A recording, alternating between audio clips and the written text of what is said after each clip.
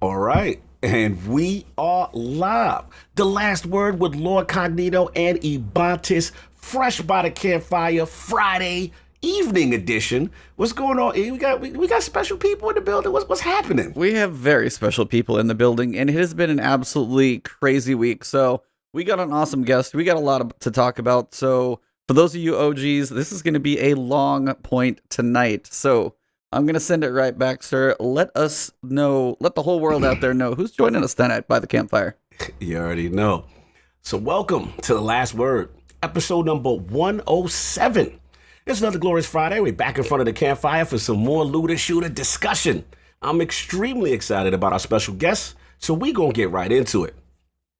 I want to introduce a Lord who is not only one of the most unique and passionate content creators within our Destiny community, but through his trials and raid help streams, you are instantly teleported to the booth of free thought, knocking beats, and positive vibes.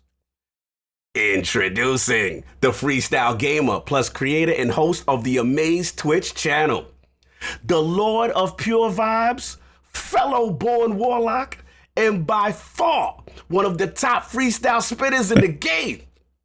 Live from Richmond, VA, and kind enough to make his debut at the campfire of The Last Word, my man, Lord uhmaayyze in the building. How you doing, sir?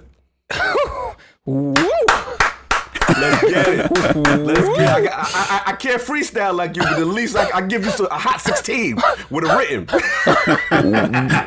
I'm doing amazing. Holy wow! Thank you. What an amazing intro. Thanks, brother. Yeah. How you doing, brother? I'm doing well, man. I am. It's been an amazing week, man. Very amazing yet busy, but amazing week. It's been very, very good for me this entire week. I'm very thankful. Amazing. How many times Amazing. Yes. Seems like a lot of people do the memes for the amazing. Yes, it's been an amazing week. So yes, I could actually say a lot of these things are new to me. Very, very not used to some of these things, man. And I'm very, very proud of it being noticed. So I feel proud of it. Well deserved. So I gotta get into it. Yeah, he's been killing it, man. I gotta get into it, man, because obviously, I'm new to your content. E was one of the first people to really put me on. And he's like, I want you to see something. And for anyone who in the chat who is not familiar with this brother, like a raid was sent your way, and he has so much confidence in what was about to happen that I didn't know what was going to happen. So he goes, just sit there and watch.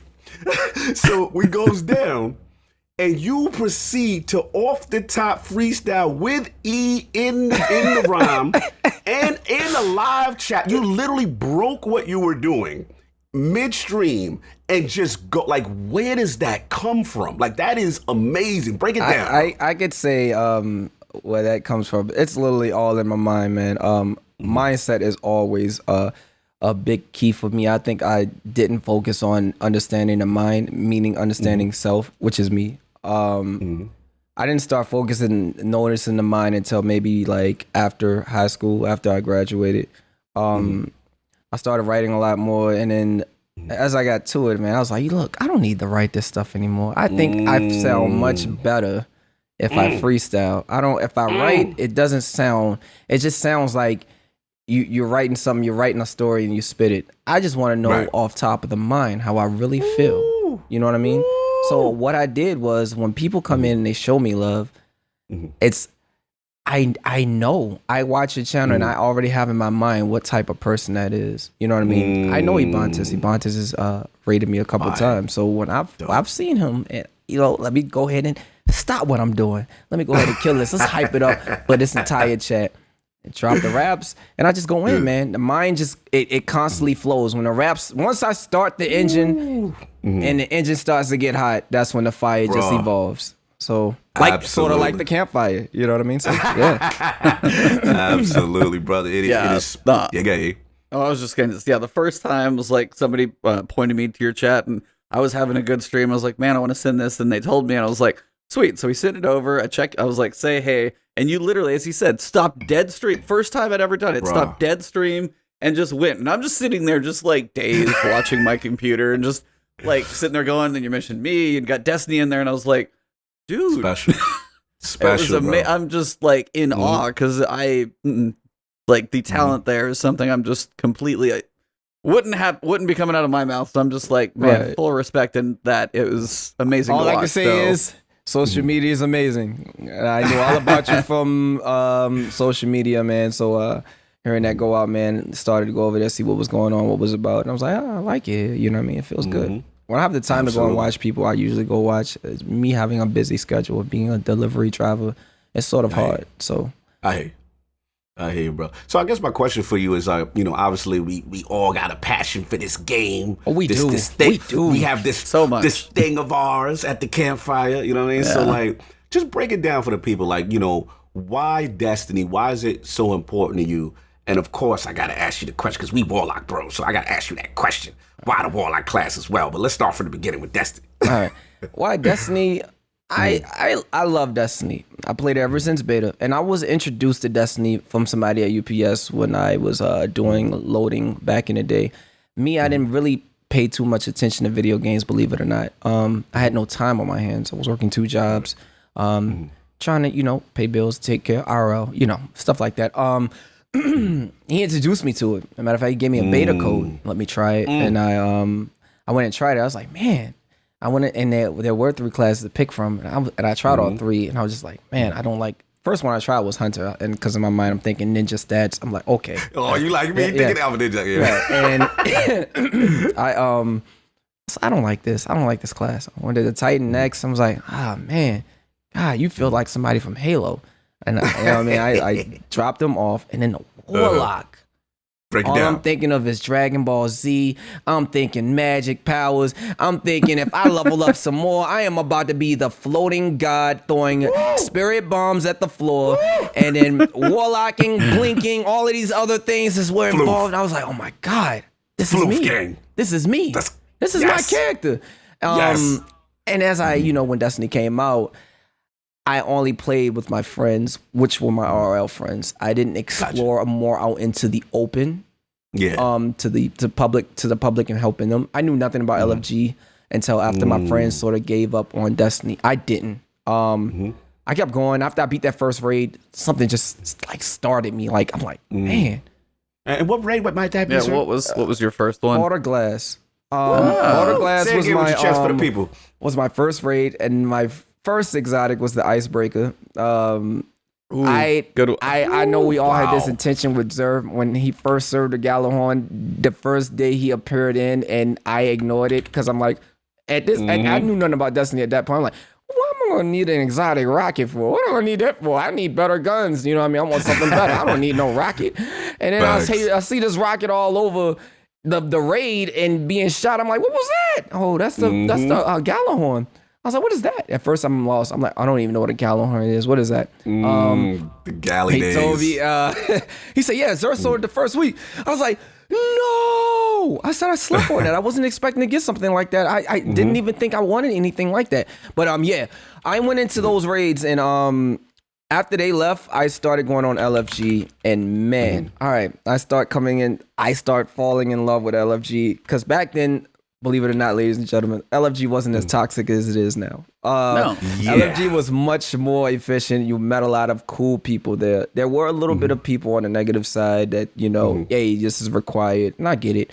I used to go on people's teams and I used to hype them up, motivate.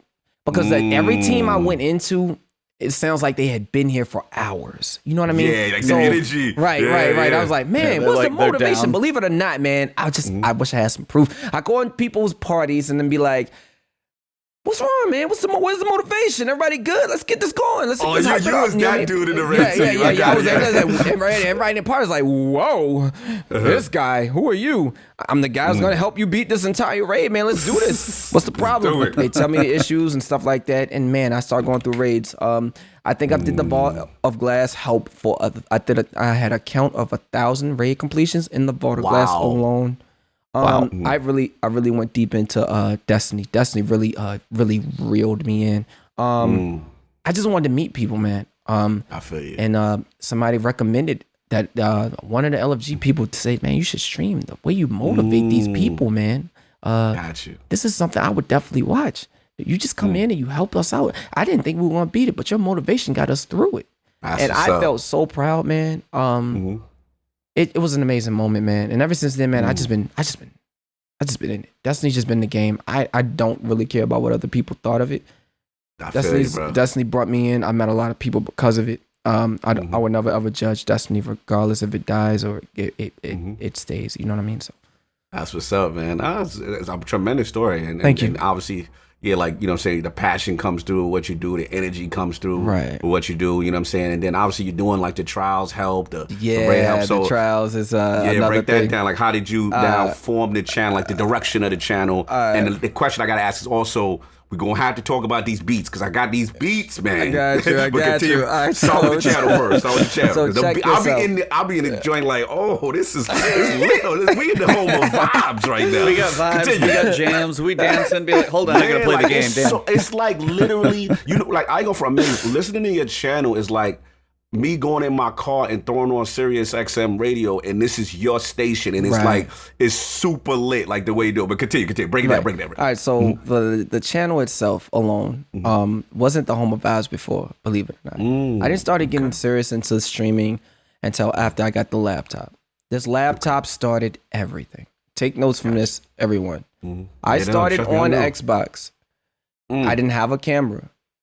I didn't have help. All I did was go on LFG, promote myself to people, say, hey, I didn't even have to sit here and say, hey, I'm streaming. That's usually a bad call, and I was taught that by a lot of other streamers back in the day, so I never knew. I go into to LFGs, and they say, hey, I'll talk to somebody in the chat. I'm like, oh, you streaming? I'm like, let me watch. That started growth, so I start going from 5 to maybe 7. I started with 2. And that was just me and my boy that were watching. You happy with your boy in there too. I know the feeling. It was. And to me, that one person was the best person I ever had in my life. You are so connected with that person. Exactly. You so happy they did. It felt real, man. Knowing that that you started from the bottom, man, and I start working my way up, believe it or not. After I start going to LFG raids and I start hitting 500 completions, I start going from 3 to 10. And then it just sort of, I got lucky by one big host, and I didn't even have a camera. I was on an Xbox, and some of the people stayed, and I didn't rap. Rap wasn't my entertainment theme back then. None of these things, they didn't come in.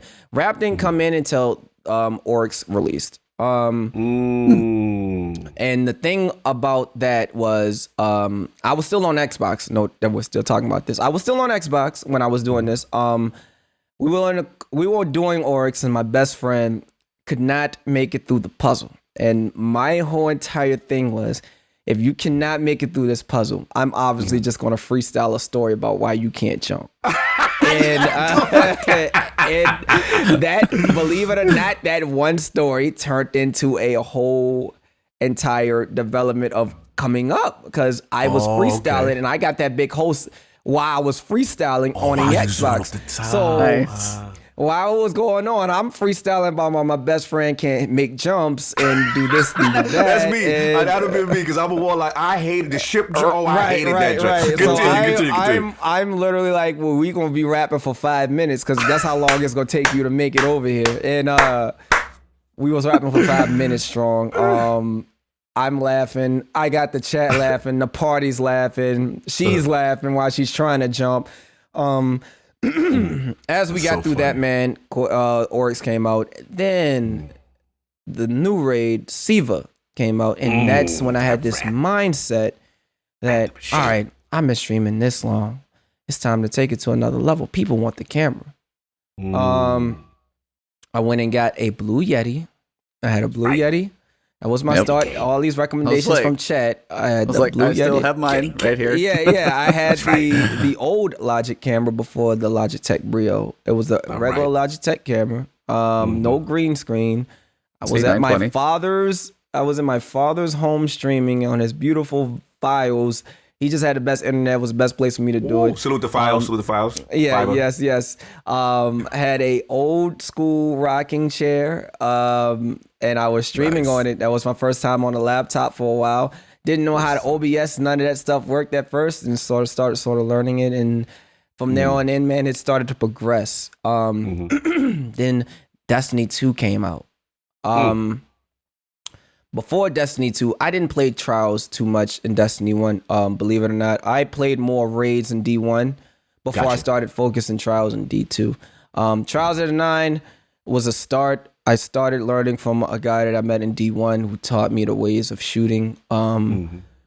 I felt like he said, if you can shoot in raids, then you can shoot in PvP. And that was that mindset I stuck with. His big thing was map awareness, knowing your radar, knowing where they are, knowing where they're going to play. And I was a big shotgun ape back in the day.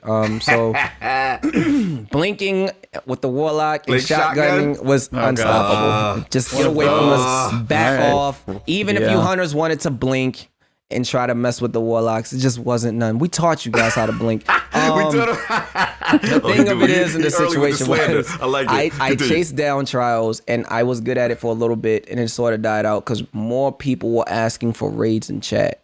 So I was doing a lot of raids, Siva raids, Crota raids. Oryx was the main one that people needed, which was the best one for me because that was the challenge a lot of people could not do, and some people still can't do, believe it or not. D2 came out, man, and then I started vibing. The laptop was still a thing. I was still using the same camera, and then I guess when season 2 or 3 hit, I started developing. I started getting ideas, and I started looking at stuff. And Amazon's dangerous. I started looking at things. I wanted to work my butt off for all those things. I wanted to do all of these things to get these things done. And I'm like, well, chat, now I need a green screen, man. I want a green screen. I need to get that. I want to be very, very professional. I want to give you guys the quality that you deserve. And that's what I did. I went and got the green screen. I went and got the Logitech Brio camera. My best friend recommended that to me. My wife went and got me 2 lights. I added 4 or 5 extra lights. Yeah, your light game is on. You are glowing, literally. Yeah, boy got the glow. And then that's when it was time to start grinding. It was time to start making the Discord pop. Back then, I'm like, who uses Discord? I'm D1. I don't need no Discord. I'm not going to use it. I got my Xbox party. But man, Discord was slump upon. If I wish I knew more about Discord like I did back in the day, I'd be using Discord way earlier. But now I'm a Discord and went from 20 people to 720 people. Wow. I've progressed. Networking is a very, very strong thing. I tell a lot of people that networking is key. Staying up with people, knowing what's out there, what's going down. Twitter. Don't use Instagram too much, but Twitter and Discord do a lot of talking.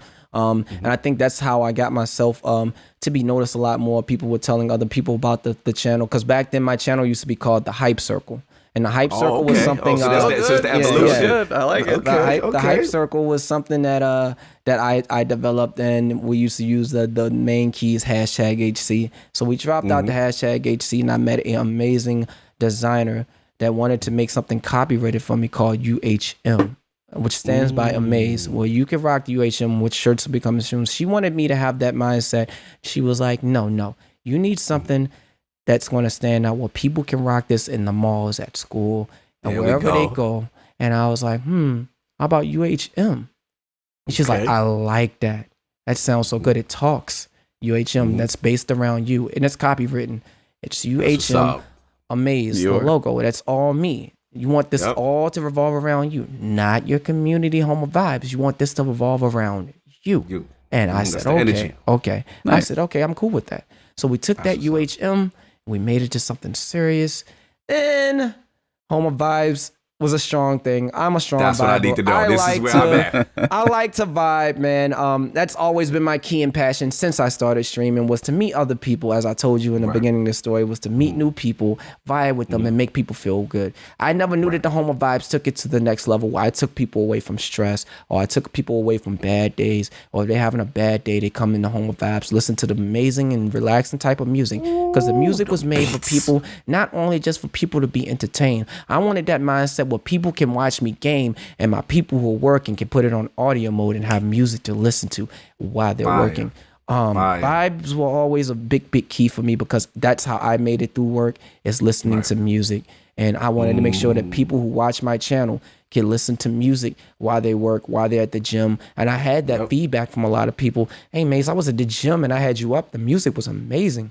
Yo, facts. And I started talking to DJs, and then DJs became a thing. And you heard the DJ say, I like what you do. DJ started making my DJ vibes for me, saying, make y'all all feel good. Like the radio station is like, it's an actual radio station on Twitch. And facts. the deal with that was, I wanted to attract so much attention. I wanted the traction. I wanted it from everywhere. I wanted everyone to come watch.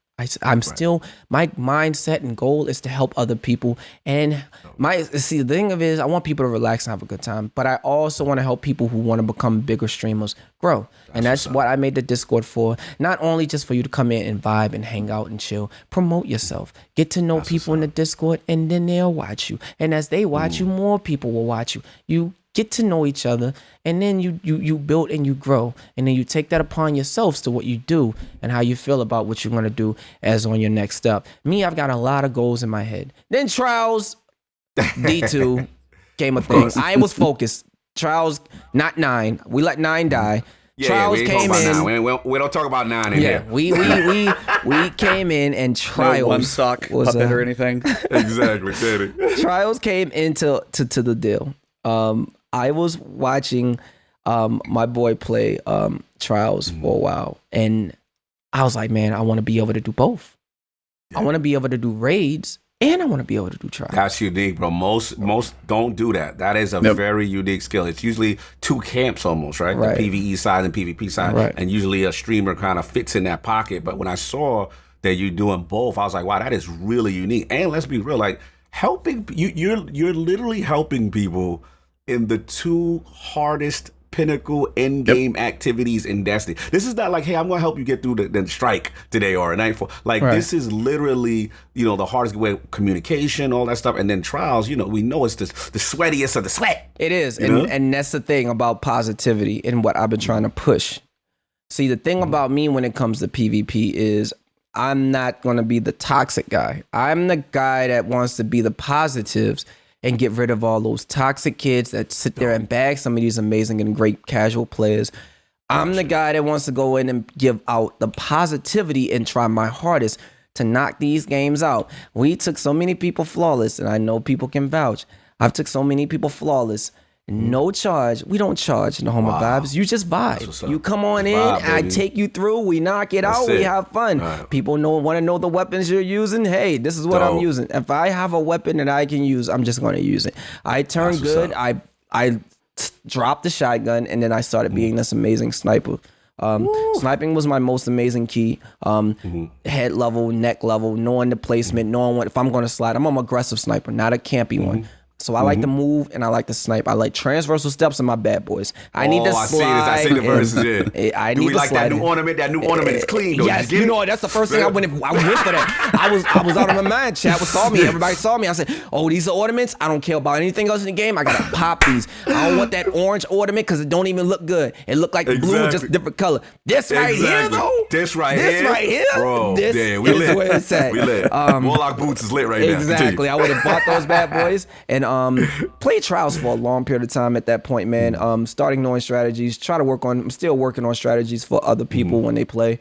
Nice. I like to go ahead and be the guy, not the clutch, but to make calls and make people feel good when they play. Even if you don't feel like you're doing good, you got to be able to smile and play. You got to be ready to play. You got to be ready to rock and roll. Camping is also a good thing a lot of people do. But with me, man, if I can take the camper out, so can you. I always tell people, just shoot your gun. Don't be nervous, and don't worry about a stat. Don't worry about an elo. Stop looking up people's elo. Stop looking up their numbers. Stop worrying about what flawless emblem they got, because I don't care. That's true. At the end of the day, they can be shut down. You know what I mean? I'm not worried about any of them.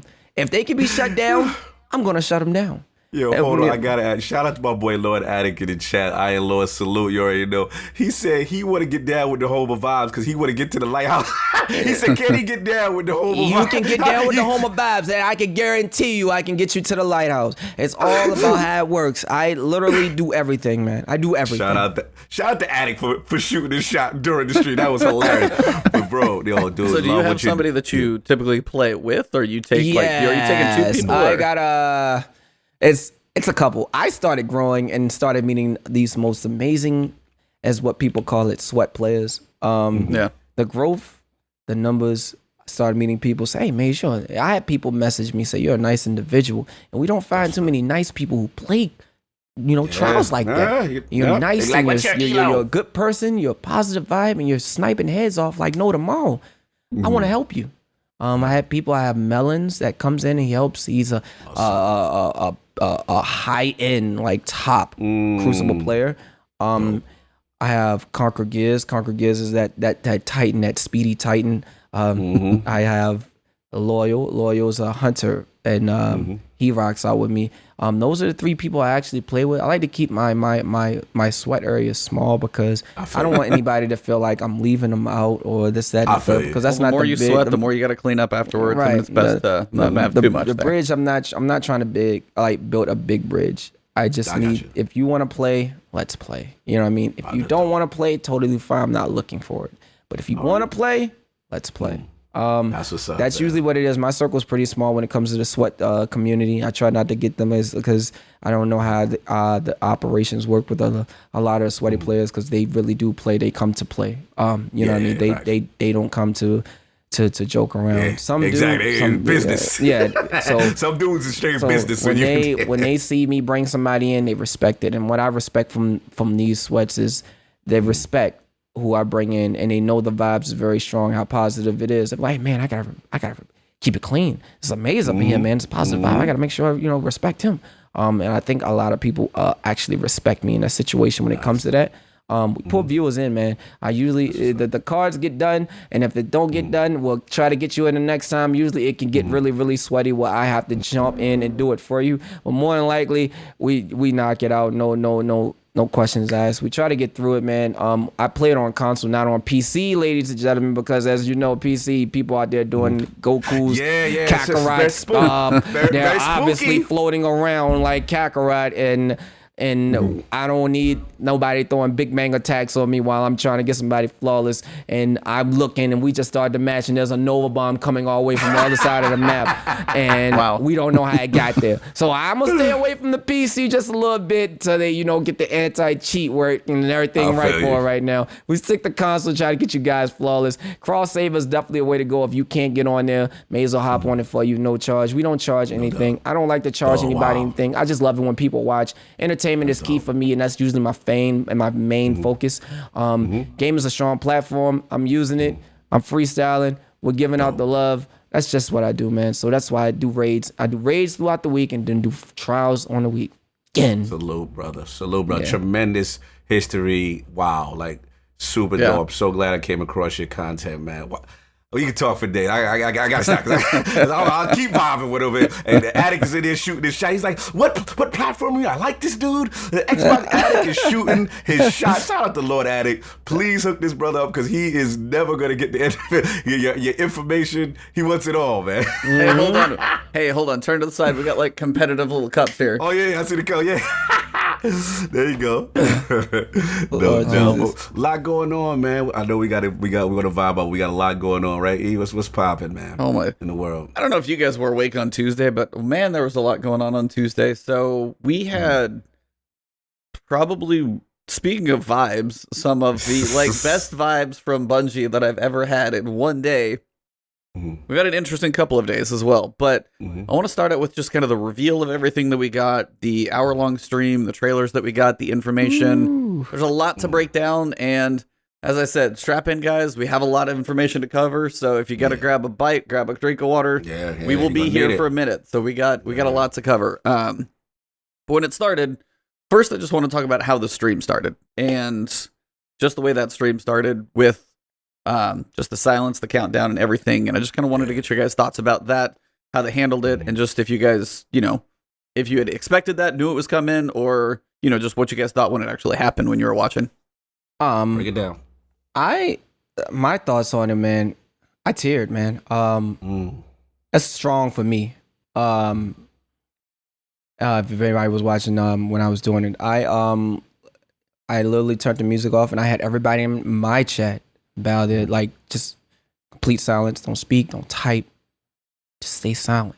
I had my head down. And I stayed quiet. I stayed silent, and I teared. that entire thing. I was very proud of what Bungie did. That's something to me. That really touched, man. And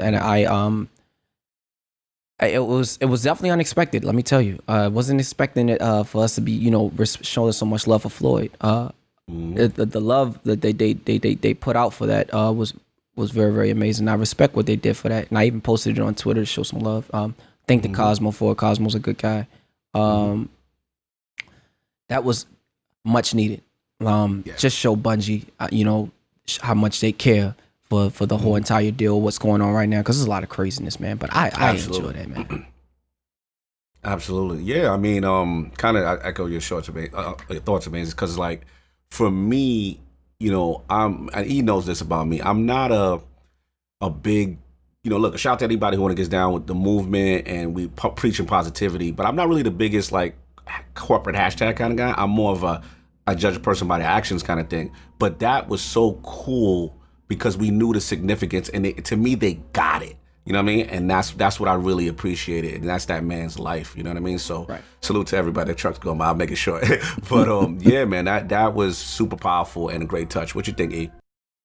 Oh, I mean, I was doing the same thing. I was co-streaming it, and I just like shut it down, turned off my camera, and I was just like, I let it go.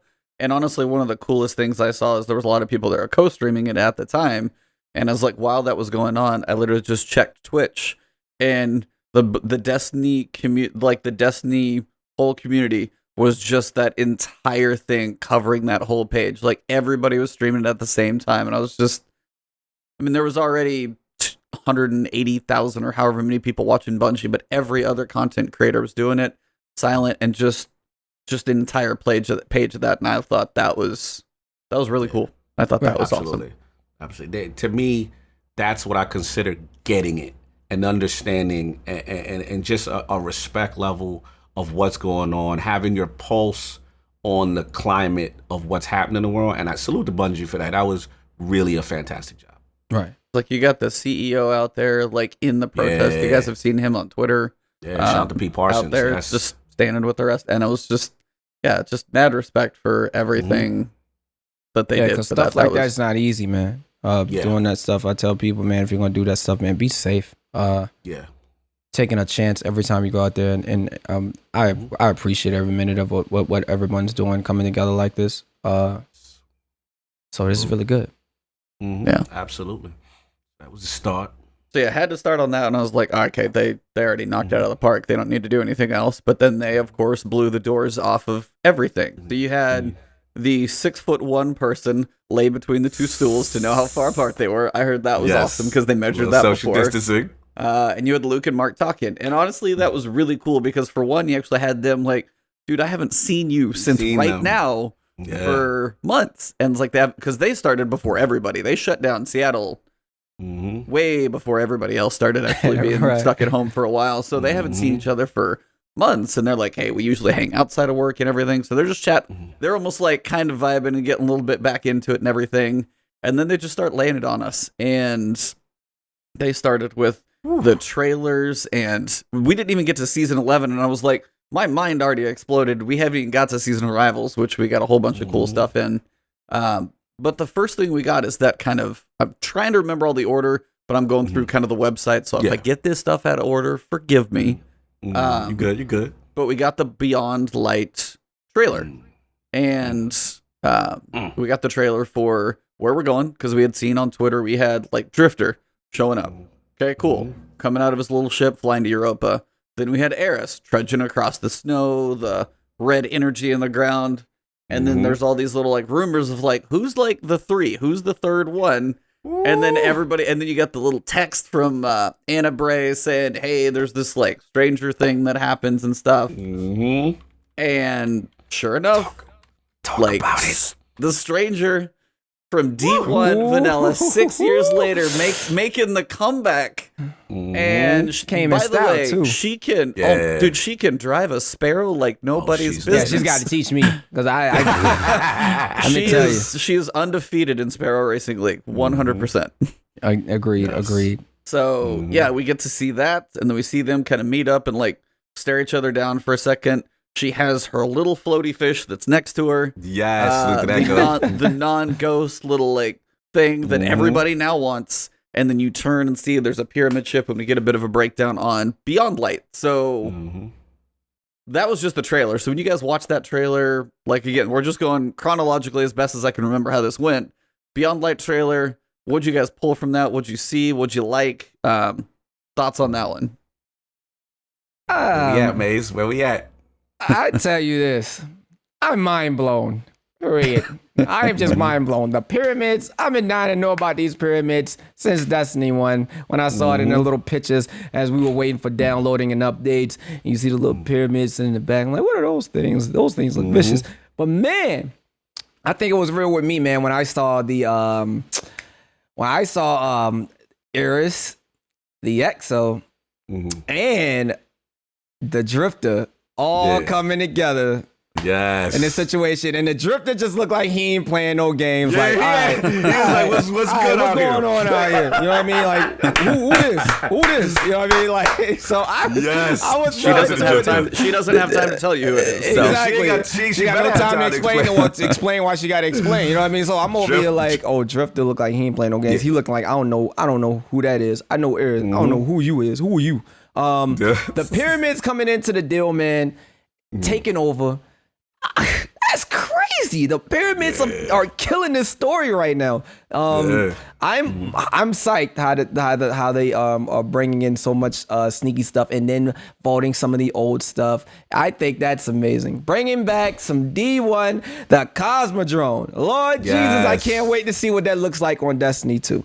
Not alone just on Destiny 2, on PC at that. So it's just. It's so much to take in. Vault of Glass, the Deep Stone Crypt. There's so much stuff. I was like, you're spoiling the entire thing here right now. You were so far ahead of where I'm at. Are you? Oh, I'm so sorry. I'm so sorry. We're getting there. We're getting there.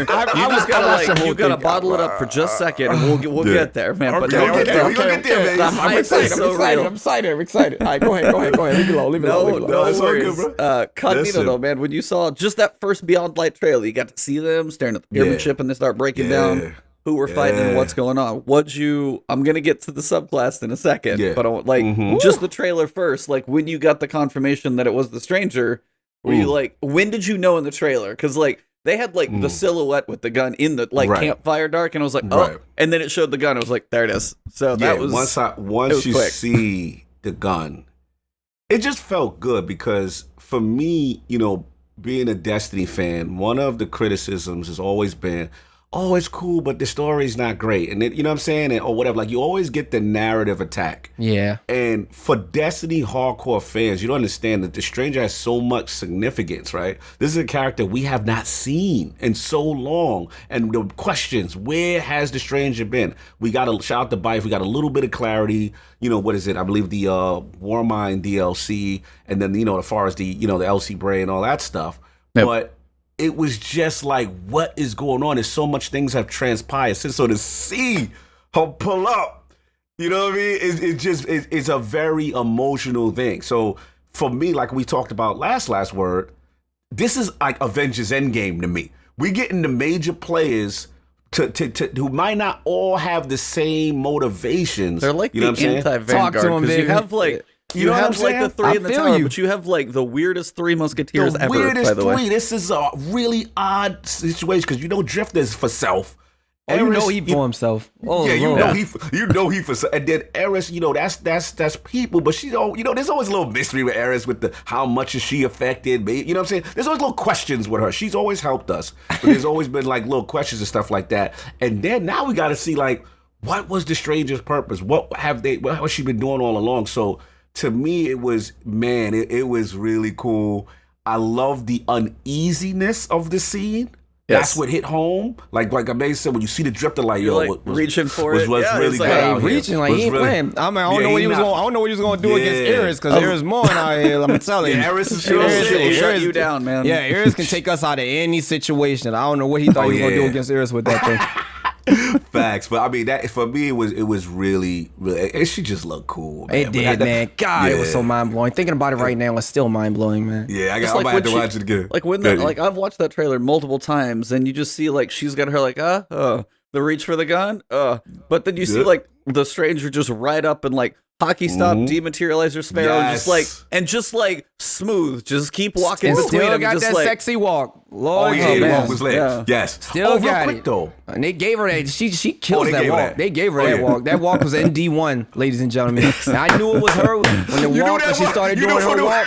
Started doing her little walk. You know what I mean? And yet again, by the hit you with that no time to explain. Let's just go. Now, correct me if I'm wrong, E. I'll give it back to you. Did she say, like, did she construct this meeting? I got the vibe like she was like, there's a reason why you guys are here or something like that. It seemed like that. Like, I gotta go again. Can't watch it in the middle of the stream, so I'd have to go back to be sure. But it's like, this is what I wanted to show you or something like that is what she said. Something like that. Like, she called like she's the organizer almost. Yeah. I just wanted, and it cut out right there. I just want to see what it is. Like, what is it? What is it? Don't play me like that. Let me see what it is. Like that's the background we got in the stream. It's like this is the pyramid ship that's active on Europa. So brand new destination, ice-covered planet or ice-covered moon. Sorry, not planet. Got to get it right. Make sure you get that right. I will say like thanks to the pyramid ship, light bright wall, and all the stuff that's been going on. Currently, now have a minor in astronomy. Working on my major. You're a beast right now. You're a beast. Destiny. You telling us everything about these planets and the closeness of the Almighty. I learned all type of things about space. Vaughn just got the brains, man. Let me tell you. Yeah. Okay. So we have ice-covered moon next to Jupiter. Obviously, Jupiter, crazy giant planet. So Skybox is going to be amazing on this thing. I can't wait to see that. But we're sitting here, and you see them look out on another parked pyramid ship sitting on this icy-covered moon. And they, Luke and Mark start breaking down kind of the story of what's going on a little bit, and they're talking about the fallen captain that's kind of basically out for a revenge story against the Traveler because the Traveler came, showed them the light, stripped it away. They basically went through a collapse as well. Yeah. This is one of the final houses, and they've kind of banded under Aramis. Now, shout out to my stupid self before I actually read the page of Beyond Light.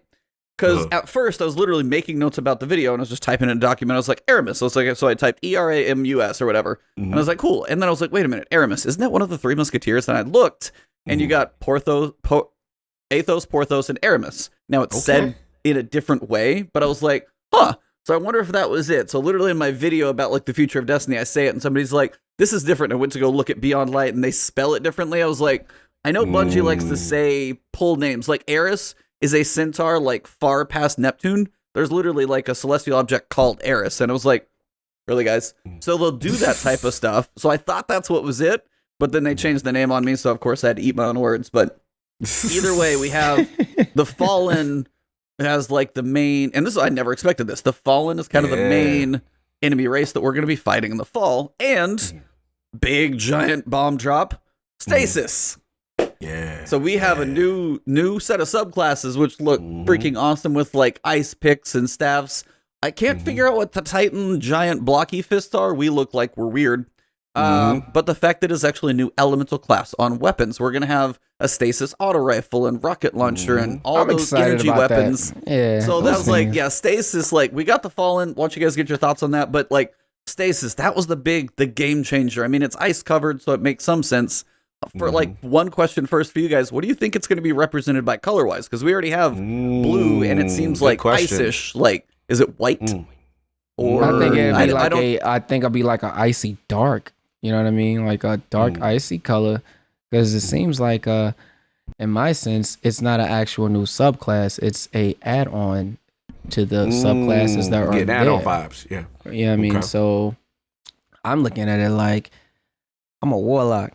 You about to give me this kind of power? I'm just thinking in my mind what we about to do now. You know what I mean? Like this is gonna be amazing. They only showed, Bungie was being a little stingy because they didn't want to show the warlock or the Titan. All we saw was the hunter. A little. Yeah. You got to see that warlock with its like ice staff, which looks kind of awesome, by the way. It looks like we can use use that. You giving us something from a hunter. You know what I mean? We don't need that. I'm pretty excited, you know what I mean, for what these classes are going to do. It's new. So these things are game changers. I want to get involved with the darkness stuff. If we got to get into the dark to get what we need to be, man, I've been dying for this moment. I just can't wait. It's so... Yeah. It's so 6 years away from me right now. 6 years in the making, and we still got another 3 months for all this stuff to go down. Exactly, man. It's content, man. It's ready. Yeah, really cool, man. Yeah, I mean, it was definitely, welcome. We know September is generally the meaty stuff. September, not only do they introduce, generally a raid and very beefy story content, but the thing is they always add mechanics to Destiny. You know what I'm saying? Whether it's, finishers, that's why I love September so much, man. It's literally like a reimagining of the game. Heaviest grind of a grind. I'm gonna tell you. Heaviest grind. You know the deal. I mean, I remember when we first got, Stormcaller and Sunbreaker Titans. It was so good. Oh, it was so that's cool. What literally the way how they taught us to learn it. It was so good. It was just those are some of the best missions. Yes. The storm trance, and it's just the weather, the creation of the weather. I'm like, oh yes, we're about to learn new powers. It was amazing. I loved it. So amazing. Like you were saying, Sith vibes. I wish they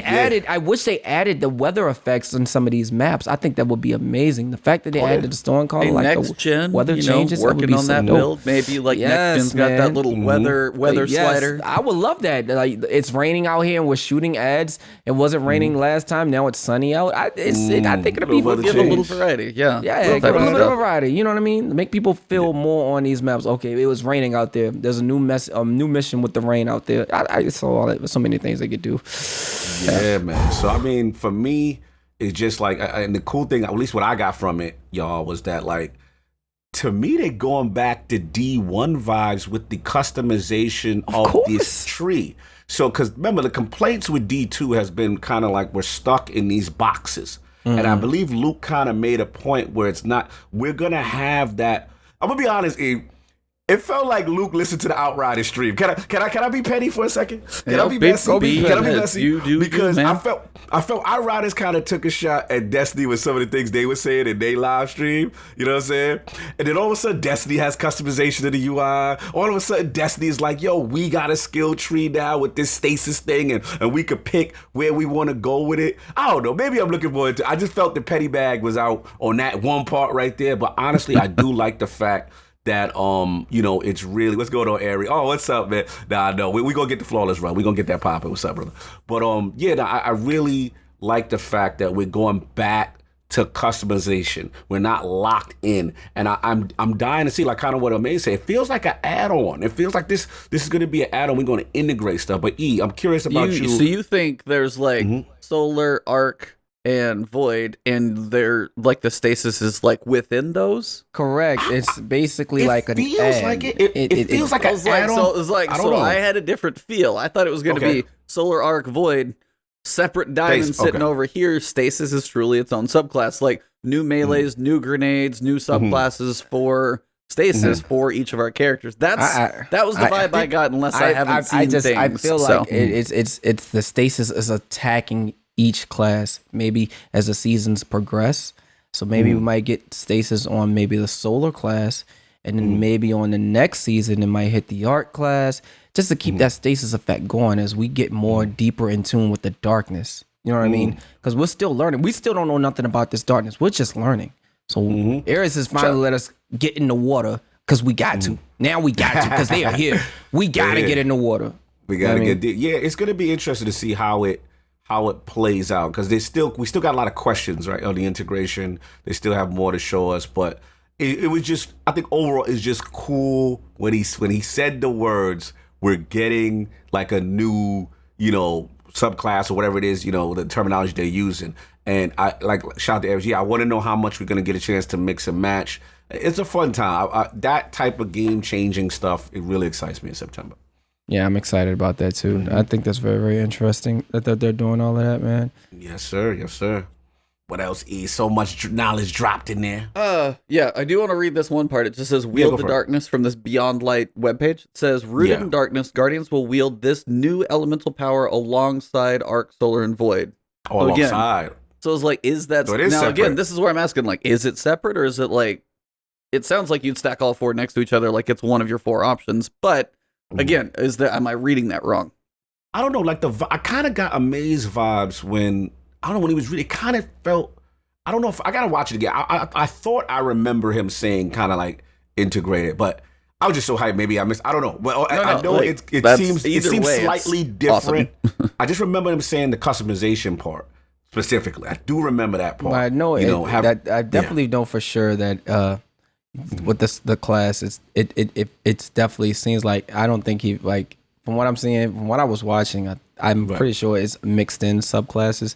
But maybe it might be a separate, but I'm pretty sure it was integrated into another subclass. I'm just not sure which one it is. So nice. I don't know.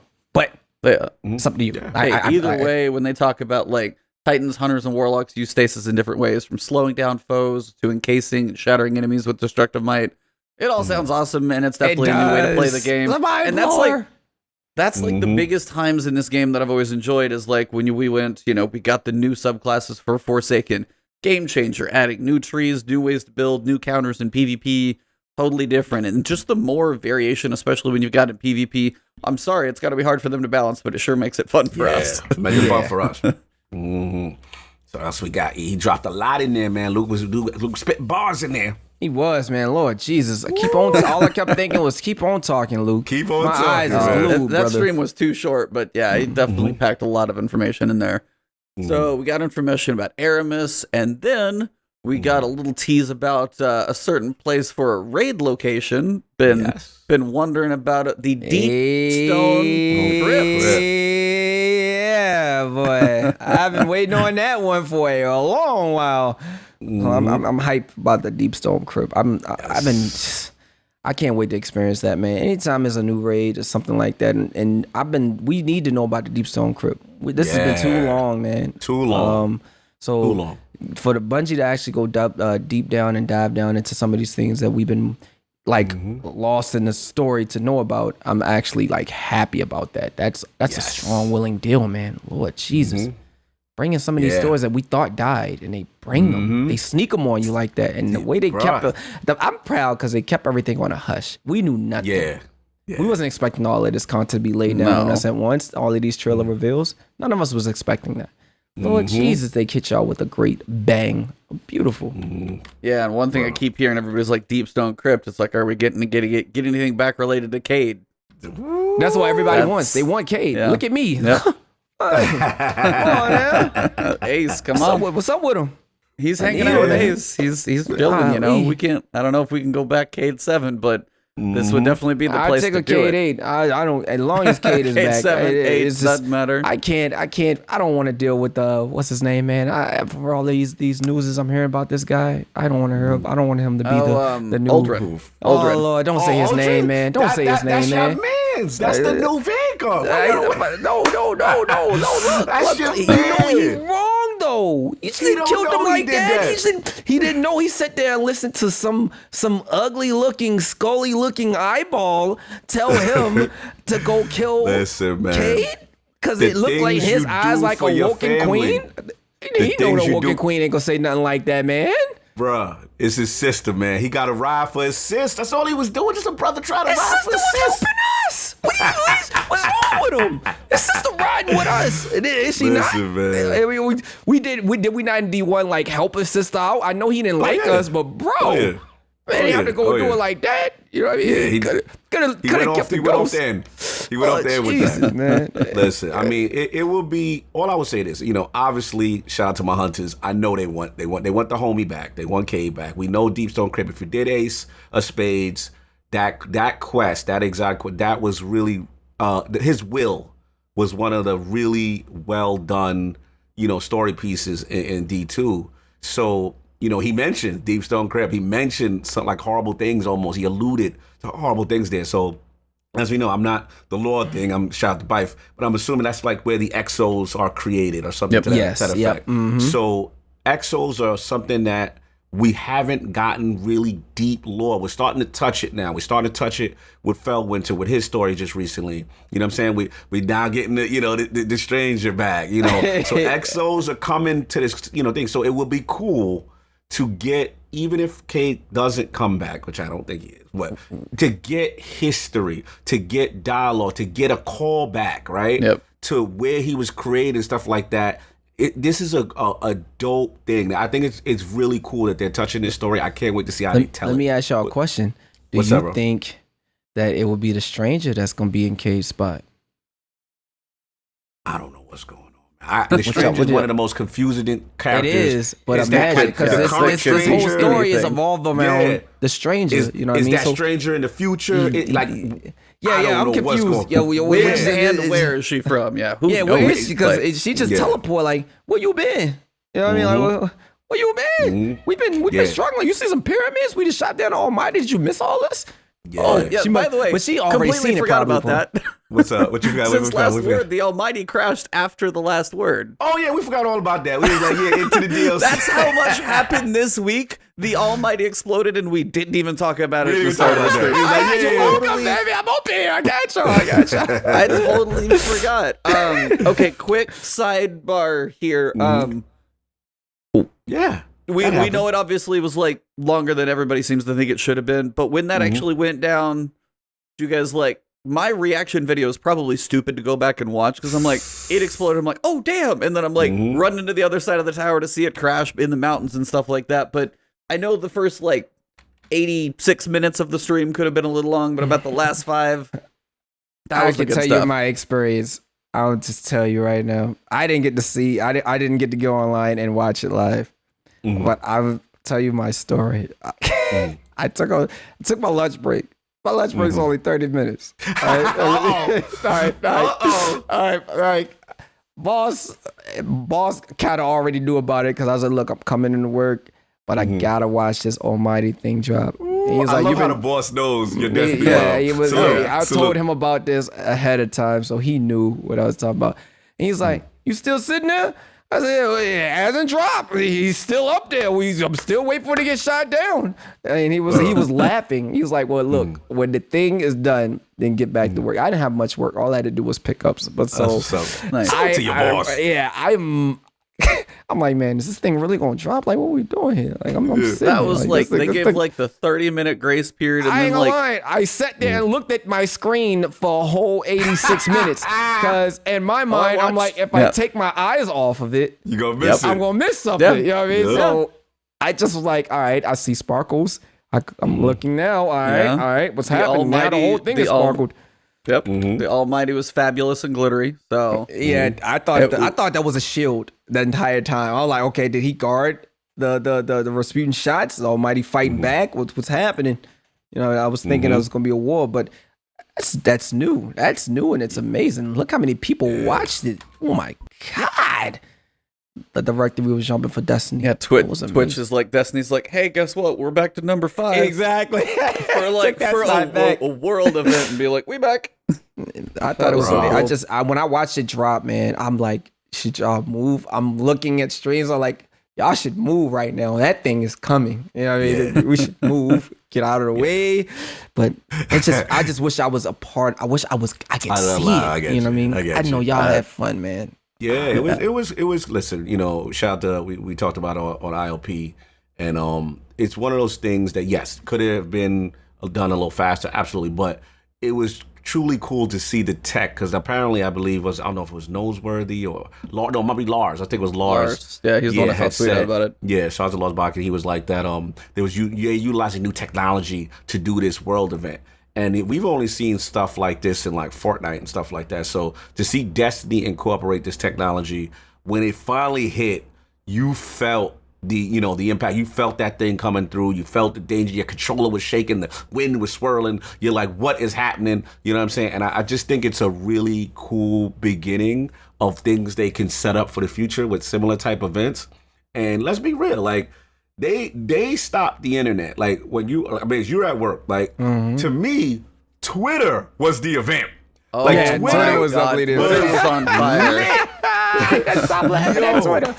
Twitter was so funny because people was like, "Yo, is the show starting?" People had jokes if it's gonna work at all. Like, and then remember they did kind of set us up like, "Yo, be there at." So it's like everybody got to the club. That's why I said to be there at a certain time. 90 so I'm like, minutes. I didn't miss it. Yeah, so everybody's like, it's like going to a show or a concert, and you there, you like, when is the show going to start, kind of thing. But it was cool because everybody started talking. You know what I'm saying? Yeah, man. Because I felt like that brung everybody together, even though it didn't happen at all. I seen a lot of people say, "Thank you, Bungie. I got to meet a lot of my old friends that haven't played in so long." And stuff like that's a strong feeling. It might not have dropped yet, but you had a lot of people you can catch up with. You ain't seen them forever. Some of the pictures of like everybody lined up with the "You shall not pass." Man, that was amazing. Those were awesome and everything. It was, man. I looked at it when it dropped, and it just it looked like a theater, man. It looked like a movie. Yeah. Think about how many people in the tower, like you're with, everyone's lined up. I just wanted to be, wanted to be a part of it. I really did. I was like, man, I can't take off. I can't. I watched everybody, these photos they were posting. It was amazing. Destiny. It was all Destiny all over Twitter on my own entire feed. And it was amazing, man. Oh, good Jesus. to see. Great tech. You got you. Oh, no, I was just going to say, and then Gotchi, I'm probably saying that wrong. Basically just said it's the proof of concept. Like if they know the tech is working, picture the stuff they're going to do in the fall and the next season. That's like, can you imagine just like that scale and you're sitting on Io, but like, what if like the pyramid ship starts like turning and doing something, or you're on a different pyramid ship and it like, or a planet and it drives like the stuff, if they know it works now, I honestly can't wait to see what they do with it. Yeah. The potential for this tech, because again, let's be real. I told you, I was completely wrong. I'm like, they gonna give us a cinema, and that'll be it. Like, there's gonna be a cinema, the Almighty getting shot down, and that was it. But for them to do a live event, really cool. Now sets up future content and future live events. Like, those could you imagine what happened? You should have been there moments when this. Yep. So it's really cool, man. So what else we got? Okay. Anyway, back to where we were, since I had to get that sidebar, and since I forgot. Yes. All right, so we got Beyond Light coming in the fall. Yes. We got Europa coming. New destination, brand new destination, been rumored forever, by the way. The concept art is like 6 years old. Yes, for years. We've got Aramis, so we know the Fallen Race is going to be involved. We know we've got like ice shields with Stasis. They're not even done. They're like, oh, by the way, here's the next 2 years past Beyond Light of content. We got the Witch Queen in 2021. We got Lightfall in 2022, and I was just like, I'm out. I'm done. My body is done. Like, I was so done when all that happened. And take all my money, all of it, throwing the wallet at the screen, stapling my credit cards to the walls. Like, it doesn't matter. Just take everything. It's all done. So when that happened, I was kind of just in shock when I was watching it on stream and stuff, and. I got to get your guys' reactions first, because, 2 more years, like, confirmed Savathun, and then Lightfall is, the imagery for Lightfall is really interesting. So, wanted to get your guys' thoughts on the fact that we know 3 years is coming. 3 years, amazing. Are you ready to lock in? Hey, I think the vibes is just going to get stronger from here, because I'm thinking this man's going to be running Twitch by the time those years are done. That's like what I'm thinking, because it's not just for me, it's for anybody. This is just for people who stream Destiny, who thought it was going to be dead, and they're like, when am I going to stream?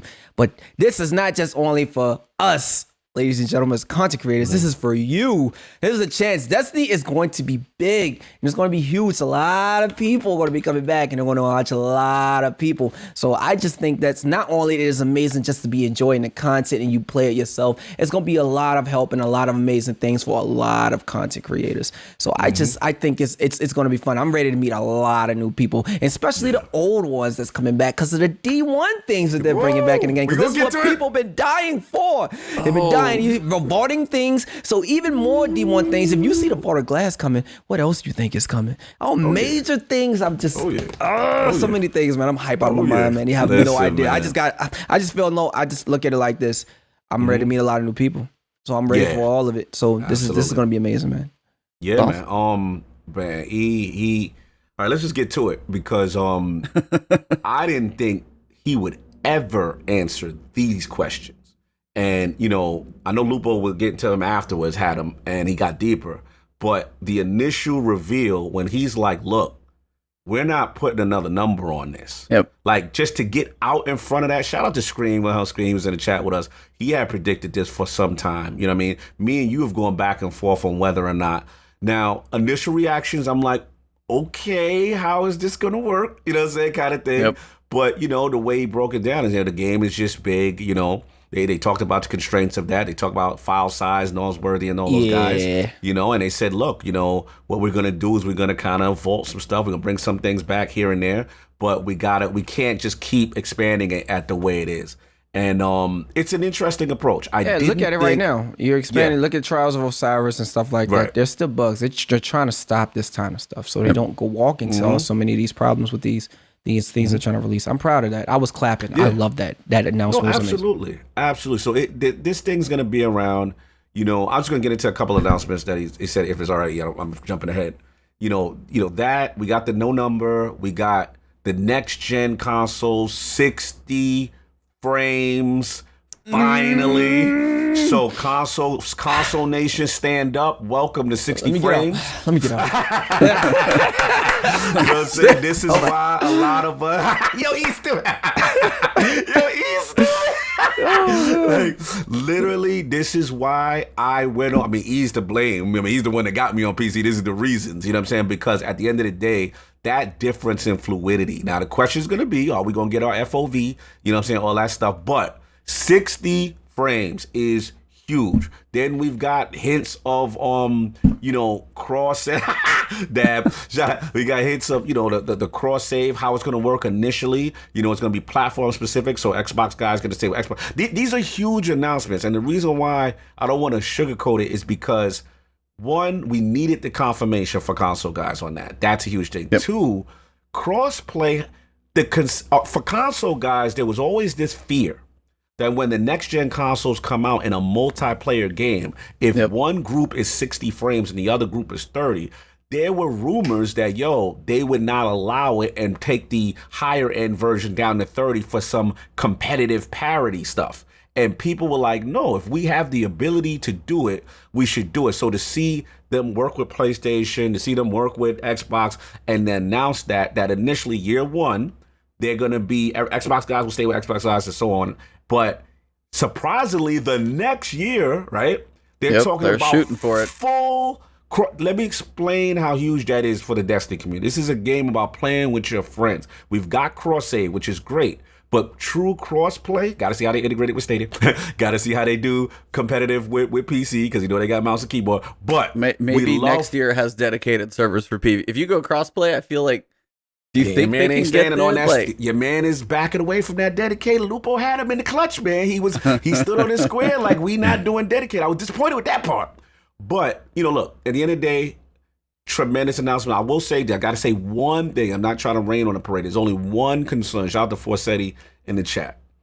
Okay, I get it with keeping Destiny 2 and no 3 and no number. But my only concern is this engine. Because, right, in the beginning, year one, we open. 60 frames on consoles, we good. The game still looks good. But as the next gen goes on and these newer MMOs come out, and you running around with this, 7-year-old engine. Like, I mean, I get it. People are telling me, yo, Cog, you can update it. You can do this stuff with it. I just need to see, because at the end of the day, a lot of these next-gen games that's going to try to compete with Destiny, they're going to be built on next-gen hardware off rip.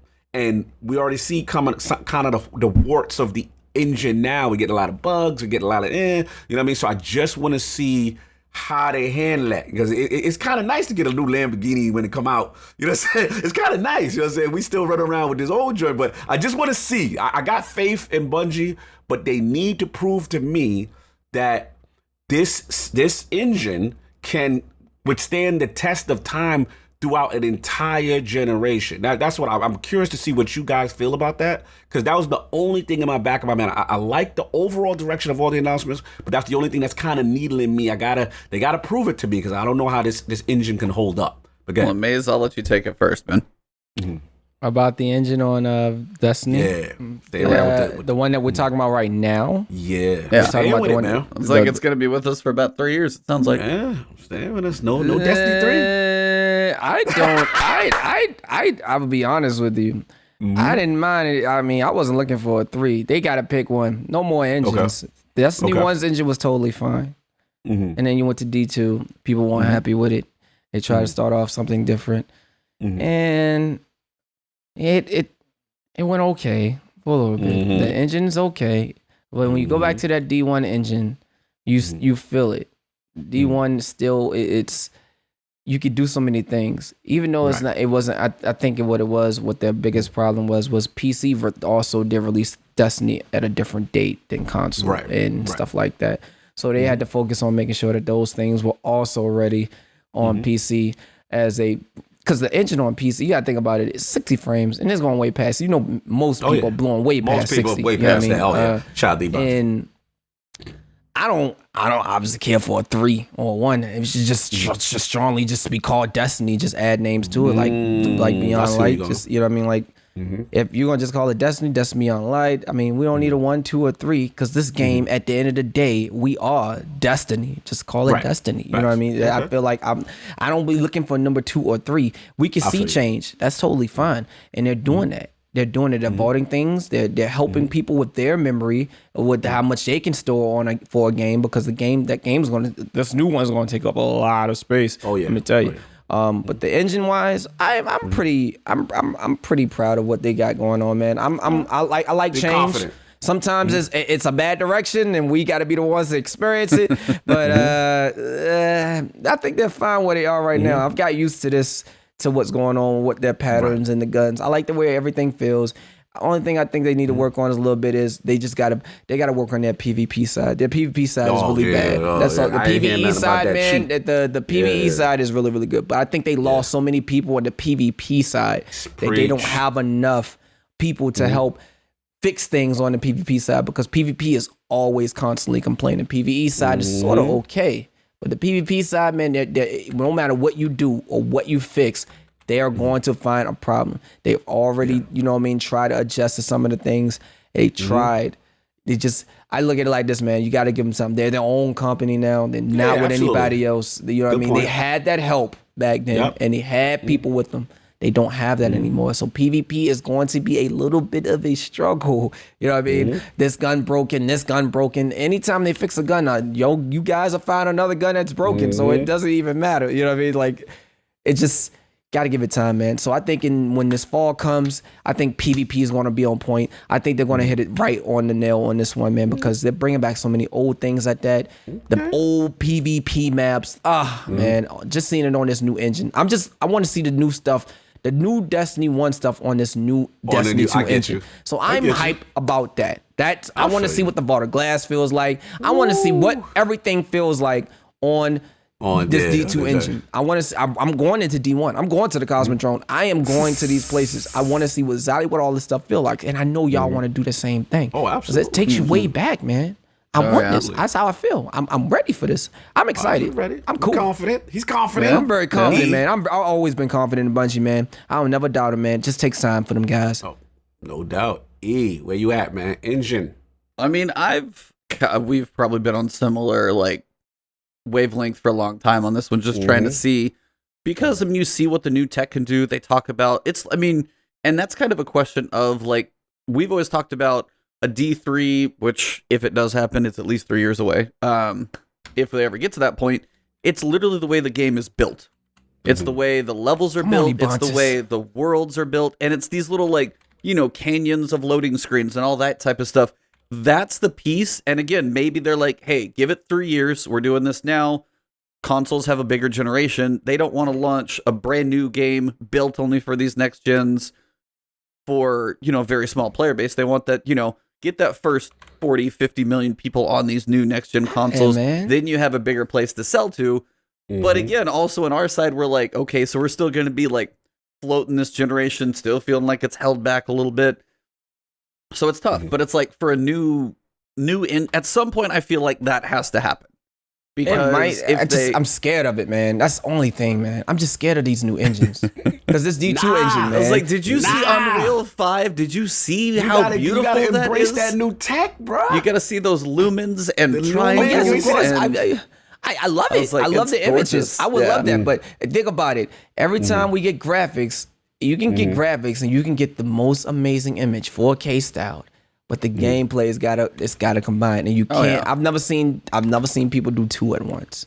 Any company, I've never seen. If it's the gameplay that has the thing, then the graphics are a little off. If it's more graphical, then the gameplay is a little off. Fair. You know what I mean? But you said you got confident in Bungie. You said that Bungie could do no wrong, so you should have confidence with the new tech. They will give us some fire, I don't want to get used to another. I don't want to get used to another engine, man.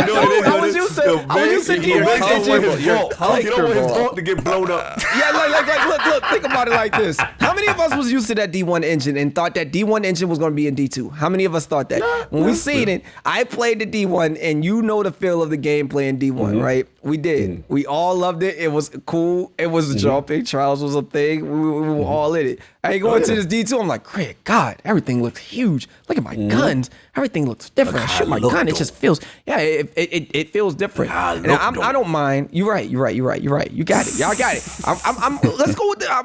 I don't mind a new engine. I'm cool with that. But I just hope that this one is in the right spot. You know what I mean? Like, I just don't want nothing to go wrong with it, because we're beta testers at the end of the day. You know what I mean? I feel. No, I get you. Forever and always. You're about the purity of the gameplay, and I respect that. I definitely, you like, don't mess up that formula, right? That essence. And to your point, they're kind of doing what you want. They're not doing a completely, next gen based on thing. Like, they're keeping what they got, and it looks like they're expanding upon it, and they also look like they're doing content in, content out. You know what I'm saying? So this is kind of, we're in that Warframe zone, I believe, right? Like, we're gonna be here now for a while. You know what I'm saying? Mm-hmm. Again, this is just me and selfish techie nerds who love when we see when you see the PlayStation 5 Unreal Engine reveal, right? And they're talking about Lumen, and they're talking about all this great. You're hearing about the SSD and how it could be utilized and all these things.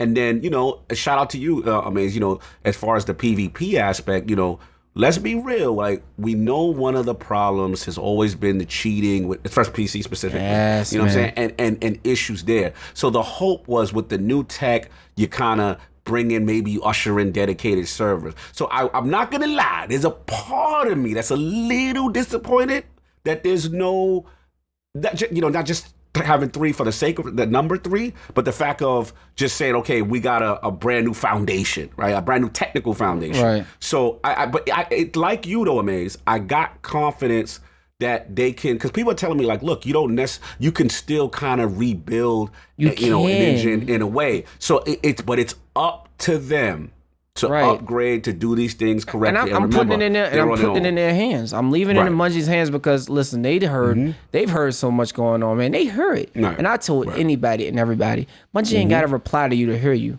but they hear you, man. The thing of it is, in the situation is, like, Hit Reg and PvP right now, they hear you. They hear you. That's why they ask for feedback. Give me the feedback. They made a page for you to feedback. Some of them got giving feedback. Some of them just, being whiners, doing what they normally do. That's just how it is. Give constructive feedback, please. Like, Lord Jesus, man. Just tell them this is what you don't like. Lord Jesus, don't go up to them and say you this, that. Lord God. Yeah. Just tell them what you feel and what is messed up. Okay, Hit Reg is a problem. Okay, they hear that. Hit Reg is a problem. The guns, the balance of the sandbox, this, that, and the third. Dedicated servers can't keep us in line. They're working on these things, man. Their own company. You expect the beaver kicks. You're gonna expect this, expect that. Too much stuff going on right now. A little too much beavers for my life. Yeah, I ain't gonna lie. A little bit too much. Honeydew beavers, all of those things. I just met the anteater last week, brother. Like, so I'm cool with that one. They got way too many. They got a whole zoo over there. A bunch of insane. There's a lot of animals. I've been itching. I'm very familiar with these animals. Did you meet one of them this week? Well, let me know, because I met one. I met one or two of them when the game released. And I think getting into the tower these days. I couldn't even getting into the tower on PC. I'm like, look, I went on PC to play, man. I went on PC just to get the loading times, and the loading times looking like console right now. You know what I mean? Shout out to Forsetti. He said they got to nerf the beaver. I'm done. Forsetti is the man. Too many jokes. Yeah, God. Okay.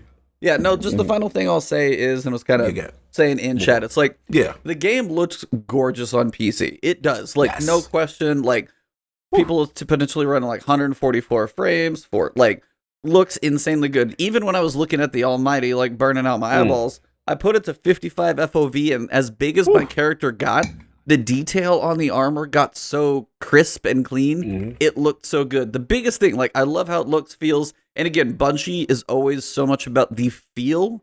That's why sometimes like the stats almost annoy us so much, because they want things to feel right, which they nail. Right.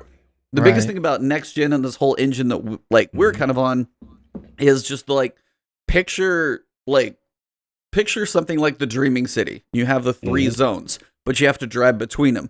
The idea of like Destiny 3 would be there's no driving between them. It's just mountains over here, big tundra in the middle, this part, and it's just all connected, no in-betweens. The look and feel of the entire game world could potentially be different. But then on the other side, which we'll kind of put a pin in later, so remember this topic of conversation, when we get done with these 3 years, we'll be at 9 years of Destiny.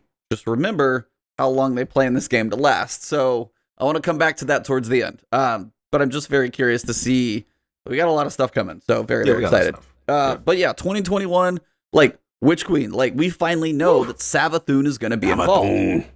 And we also know each year expansion confirms a new destination. Brand new destination coming. No rehashes or anything like that. Now, my hunch, and apparently just a year early, is that you see Savathun, I can almost bet you money Dreadnought's going to be your rehash destination from D1. Somebody just said that. Somebody said perfect way to get Kingsfall out the vault for that time, right? Kingsfall coming back in D in 2021. I cannot imagine it wouldn't. Kingsfall coming back, Dreadnought coming back, somehow tied into the story with Savathun, taking Queen, however you want to call it. Totally see that one. 2022, I feel like that has, for one, new destination, not a clue. But 2, I feel like that is like either the final chapter of Destiny 2 or a way for them to, that's their probably decision time. That might be the time they do a D3. You do a light versus a dark if you truly have the union. Like you look at that logo Go Traveler and it flips dark with the pyramid ship over the top. Like that might be the time for them to truly make that transition. But Lightfall, that's a big deal, and I don't even know where we're going for that one. That one's a very interesting story, man. I'm very interested in what's going down. Is with that truly when we face the darkness finally? Because again, I feel like it's a start. I don't feel like we're gonna face. I feel like we're just we're putting our feet in the water. We're learning more about the dark, right? That's what I feel like when it says light beyond that, and we're doing that. There's something we're going to be facing. It is an entity in the darkness, but I don't think it's going to be. Because there's still more story to tell about this. The darkness. Those pyramids are staying. Those things are something real. You know what I mean? Like out this world right now. They come in. Everybody's scared. You know what I mean? Like it's something about these ships. I feel like they're just the owners of Destiny. Like the traveler, getting the traveler shook. Everybody's shook. You see Rasputin. Oh Jesus! Everybody running. He just shut down. Everybody felt like he just booked. Like, he looked kind of spooky with that. I started laughing. I really started laughing my butt off, man, because people in chat, man, just was like, Rasputin just threw the deuces. He looked a little shook, man. I ain't gonna lie. I didn't feel like that was humanity's savior at that moment. He did his job. He's out. And a brain like, really? Yeah, really? Like, really? Like, that's how you feel? I thought we were here. I thought me and you were here. We were here. Did you guys see that as, by the way, like real time of like her potentially doing something, or is that more a simulation? And then either way, like Rasputin didn't like the outcome, but did you see that as like a real time, like again, maybe using like the satellites on IO to try and like fight back and it failed? Or was that like, let's try the simulation? That's what I feel. I feel like it failed. Rasputin can't do nothing about this. He can take down the Almighty, but this pyramid, you on your own. You know what I mean? That's a lot. I felt abandoned, man. I felt like, you know what I'm saying, you about to get jumped and you thought your man was right next to you and you about to take this thing on, and then you look and you like, hold on, where you at? Rasputin got up out of there. I don't know. So speaking of all these pyramid ships coming in, we also have where they talked about the game getting bigger. We said that. Now, some people are talking about, hey, Call of Duty has another 30 gig patch. It just keeps getting bigger and people have no space on their hard drives. Now, I think one of the pieces of that is not saying Call of Duty is like an easy game to test for, but they are truly PvP. They don't have random roles. Like, they don't have to test this. They got to make sure the map functions, and they can add stuff to the game, but they don't have to check every role and every activity on every planet forever and always. So, again, it may be not like specifically the data size, but just the number of activities for them to always test against. But the Destiny Content Vault, the DCV, I can't tell you how many times I'm probably going to say DCP on accident. Shout out to Destiny Community Podcast, by the way.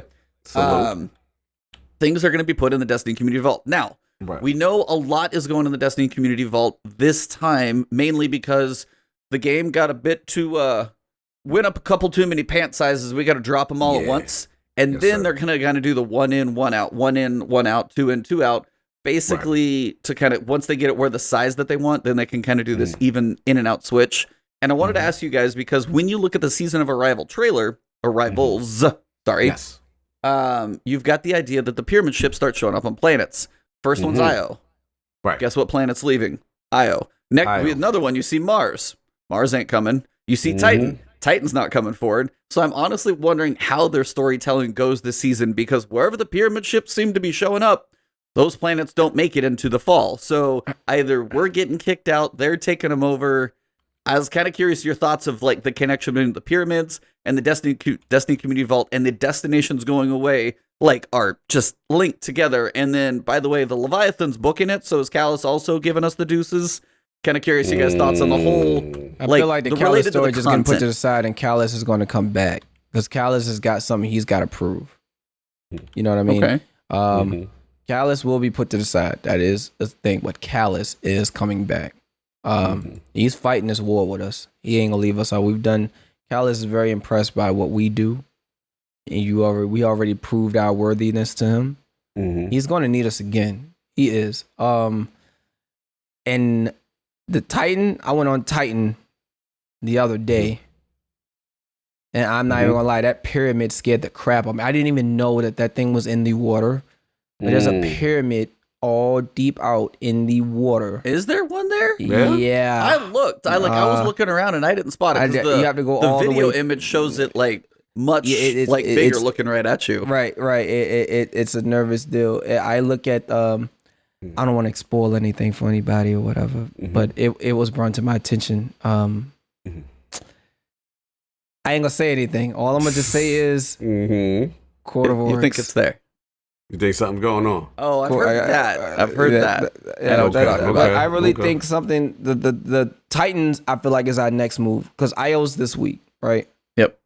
I feel like it's not going to be Io this week. I feel like the pyramid's just going to keep coming. We already got the pyramid on Io. I feel like next week it's going to be a different spot that the pyramid's going to show up at, and we'll be able to see some things because these pyramids are already here. They're here now. You know what I mean? That story was the intro. That was the intro of the pyramids coming. They made it.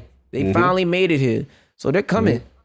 And it's scary, man. It's a scary deal. I'm so interested in this storyline with this pyramid and what we were like. I really am. I was so upset just to see in one story, man. I was upset. You want to know. I know. I even had my chat hyped up like, I'm turning off the music. I want to listen to the story all the way through, and we only got one. You know what I mean? So that to me, you know what makes it funny, E? When I see the pyramid over Io, I just feel like in computer talk, I feel like they're the delete button. That's what I feel. I feel it's like this luminous thing, and they're about to erase your content. That's what I feel like. That's probably my Io. That's not like it's the last time on this planet, bro. Ain't it? Dude, they're the master deleters, man. Look at them. The boys coming in stacks. How many pyramids out there? They pulled up. Crap. So, yeah, man, when I see that thing over, that's literally what came to my mind. Like, we are going to see this planet erased soon. Bro, it makes our ghosts like, it makes the darkness makes everything change for us. The ghosts like, not again, please, no. You know what I mean? And everything changes. Get rid of your weapons. Get rid of this. What the... You're not going to crazy, man. Darkness is crazy, man. Oh, the darkness drop, man. When they pull up, you don't want the darkness to pull up on your planet. You really don't, man. It's scary. That's why Callus dipping out. You know what I mean? Because he can't face it right now. But I really think Callus is gonna come back. I have that speculation. Oh yeah, no, Callus will definitely be a part of it. Yeah, he's got to be a part of it, man. And even those robots not even Callus. We don't even know what Callus truly looks like. Callus is talking through a robot's voice. Absolutely, those things aren't even Callus. That's just he has so many of those bots that just tells me we ready to fight and Callus is ready. You know what I mean? That's what makes me feel like. So I mean, yeah. So to E's question, as far as the whole content and stuff like that, yeah, like those planets are not on there, for that reason. I think, my guess is because it's called Season of the Arrivals, plural. Yes. Right? We are going to have multiple things and multiple events happen.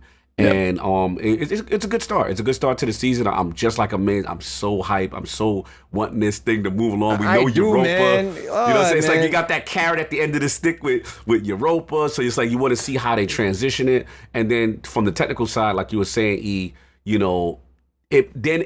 what's cool about it is it technically they're giving a narrative reason to do the technical stuff that needs to be done. Yeah. And that's what I always want Destiny doing. I don't know if Atticus is still in there. Like, that's what we need. If you're going to do these things, you just can't wake up, turn on Destiny one day, and the director is completely different and the planets are gone. Why are these planets gone? Right. Why? Because you see the darkness pulled up. You remember that season before when they did this and they did that. And you just have this nice continuity, this narrative continuity. And I'm going to be real. Let's get right into the season real quick. I'm really enjoying the start of this season because we're back to strikes and stuff and like the story, telling the story, what's happening, what's going on here. God. You know what I'm saying? I love that kind of stuff as opposed to, hey, just do this public event. Hey, like I love, you know what I'm saying? Like forget all that. Like I want there's something to be said when you're playing a strike or a story mission. And the characters are talking to you, telling you what's going on. Your ghost is bugging out. It's not reacting right. You got the whole seed thing. What do we need this to drift? All these different players coming together against this evil, thing that it's ominous. So I'm loving where the direction is going. I like how it should tie in, to everything. Super pumped, man. Super pumped about what I actually do not mind the content vote at all. Okay, that was my next question. Actually. Yeah, I know that's where you're going. Yeah, I actually don't mind. Listen, is it a hustle? Yes, it is a hustle, but it's a hustle that Destiny fans will accept because we love. Remember what I told you? Like they sitting. We said this a couple of last words ago. They're sitting on gold mines of content that is beloved, right? Right. People get mad. They say, "Oh, they remix content." But if you remix the right content, when people heard Vault of Glass, well, they knew which one to start with. That's for damn sure, bro. I think that's what brings so many. It's bringing back. You're bringing back some of them D1 players because who's hooked on that D1. You're hitting up with that D1 because there's a lot of people, believe it or not, still play D1 because D2's not as exciting enough to them. Yeah. So knowing that they're putting that D1 content into D2. Boy, it's gonna be interesting, crazy. Man. Everybody, you knew how many people I've seen say, "Yeah, I'm coming back when September 22nd hits," and this, that, and third. So many people are just hyped. And my boy, I told my boy about it, and he got hyped out of his mind. He said, "You serious? They bringing that back?" Yeah, I'm like, you see the excitement when people say, "What? Vault is coming? Oh my God! This is coming back." These are moments because Vault of Glass is something else. Yeah, it's gonna be crazy. The thing is that people have always said, maybe they do a raid playlist, but now we've got to answer this content vault. And as long as they're transparent, as long as they're telling us when it's going, when things are leaving, that's the main thing. Transparency, telling us what's going on, man. So that's what I got. I was curious about what you were thinking during all of that talk, as far as like content vault? The content vault. Like, where's your head at with that? I mean, it's just kind of one of those, we knew they had mentioned it, so I wasn't totally surprised as to some of it happening. Everybody had nailed Titan. Everybody's like, cool, we called Titan. The quantity that's going was more than I expected, honestly. They did give a couple clarifications, like exotics will be, they will give new ways to earn exotics. So, I mean, you got Thorn that's linked to Titan. You've got, Leviathan that's linked to freaking everything. And then it's like, do I grind the hell out of Leviathan? I was about to say, I'm not doing no Leviathan. I was going to say, is the sleeper catalyst just going to be a lot easier to get to? In the wild. Yes. Yeah. I need my Telesto catalyst in the wild. Thank you. I ain't doing that. It's like, and then of course we got Europa, brand new, never seen it. Cosmodrome, probably the biggest destination, which is always a nice thing to have a large one. And honestly, just because I haven't seen that thing in 3 years, haven't seen it on PC, and it's tying into a fall expansion with Aramis. So it makes sense because Fallen is freaking all over that area besides a little bit of Hive. And just like, I mean, as you said, it's the nostalgia, just the feels. It hits you right there when you go back in and you load up in, you know, the Cosmodrome and you're seeing the Fallen Walker mosey on through and the stuff that they're going to be able to do with that's pretty cool. They're still keeping around like Tanglethorn Dreaming City. So I'm wondering if there's going to be, those are going to be tied into the Savathûn story and they're here to make sure that link may happen. Kind of wonder if Dreaming City's still for that. Nessus is here, but Leviathan's not. That was always kind of weird. European can't go anywhere because, you know, still Earth. And then the moon was the recent destination, so I figured that wouldn't go. So, I mean, it kind of makes sense. Honestly, I'm okay. Like, as they said, like, Titan, what do you go there for? I literally show up on Titan if there's Xur, if I need to do the cheesy Lost Sector with, you know, Greg. And I'll be real. I don't know when the last time I've been to Titan. Facts. I don't go to Titan. Like, I'm being real with you. I don't even go there. But yeah, I'm being real. Let's be honest with you. I don't know when the last time I've been to the tower. I've been to the tower. I've been to maybe even a farm, but I don't even know about. I didn't even know Titan still exists. And in the grand scheme, Mercury will no longer be the flashpoint, so you don't have to wait on the public event anymore. So that one's gone. Thank God. And then Warmind, like Escalation Protocol, like it'll be kind of sad to see that one go. But if Rasputin's deuces, then that planet goes too. So it's like they're given, as you said, all the right narrative beats to make like the planets that go away, give it a reason with the pyramid ships, whether they just hit the delete button or they take it over and, you know, we have no bases there. And we're getting 2 new destinations. And honestly, just not forcing you to go back and see old stuff, you know, nearly as often or bring it back 2 years later. I'm down. And then if this is kind of the scale we get that it cycles in and out in future expansions, I'm good. And the biggest thing is if the smaller scale of the game helps them test faster, make more content, and bring us newer things quicker, that is like the biggest end game. And that part I'm completely fine with. And just to double down on that part before we move on, is that they actually admitted to, because this game size is what it is that's what's causing them to be less agile with being able to fix things and bugs on old content. So if that is truly the reason, then yes, I am for this and to make it happen. I want to shout, there's a big civil war going on in the chat, y'all. Just I'm reading the page here, and I gotta minimize windows here. Gashti, like they go, and Gashti, I feel you. I'm from your school, bro. Like I'm from the New Engine school. If you put a gun in my head, that's what I'm gonna pick every day of the week. But to Prescott's point, I'm willing to see it out, give them a chance. You know what I'm saying?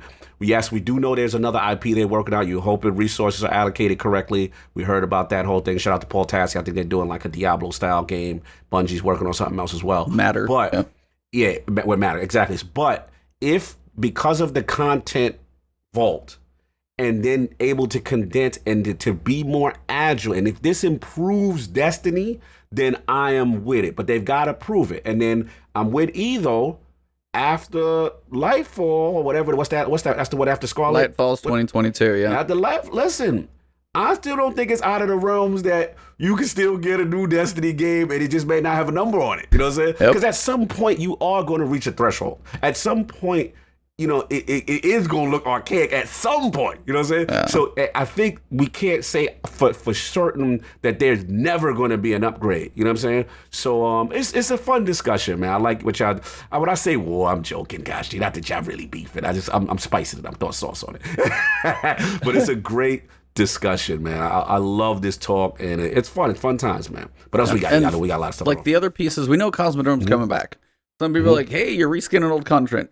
Yeah. Guaranteed new destination though coming with, so that's at least a nice like balance to those. Balance, yeah. It gives you a fresh destination, but a guaranteed. It's not just a moon; it's a moon plus brand new thing, which I'm good with. Yes. Like that kind of gives it a balance. Now, the other side, Vault of Glass. Obviously, nostalgia feels. You got champions in a raid. They could see some ways they're going to handle that. Vogue is going to hit a lot of people in the fields, and they're like, "Cool, it's coming back." Question lies basically when it comes to the strikes that are coming back. Sepix, Fallen Saber, Will of Crota. Do you think... I can hear the beat.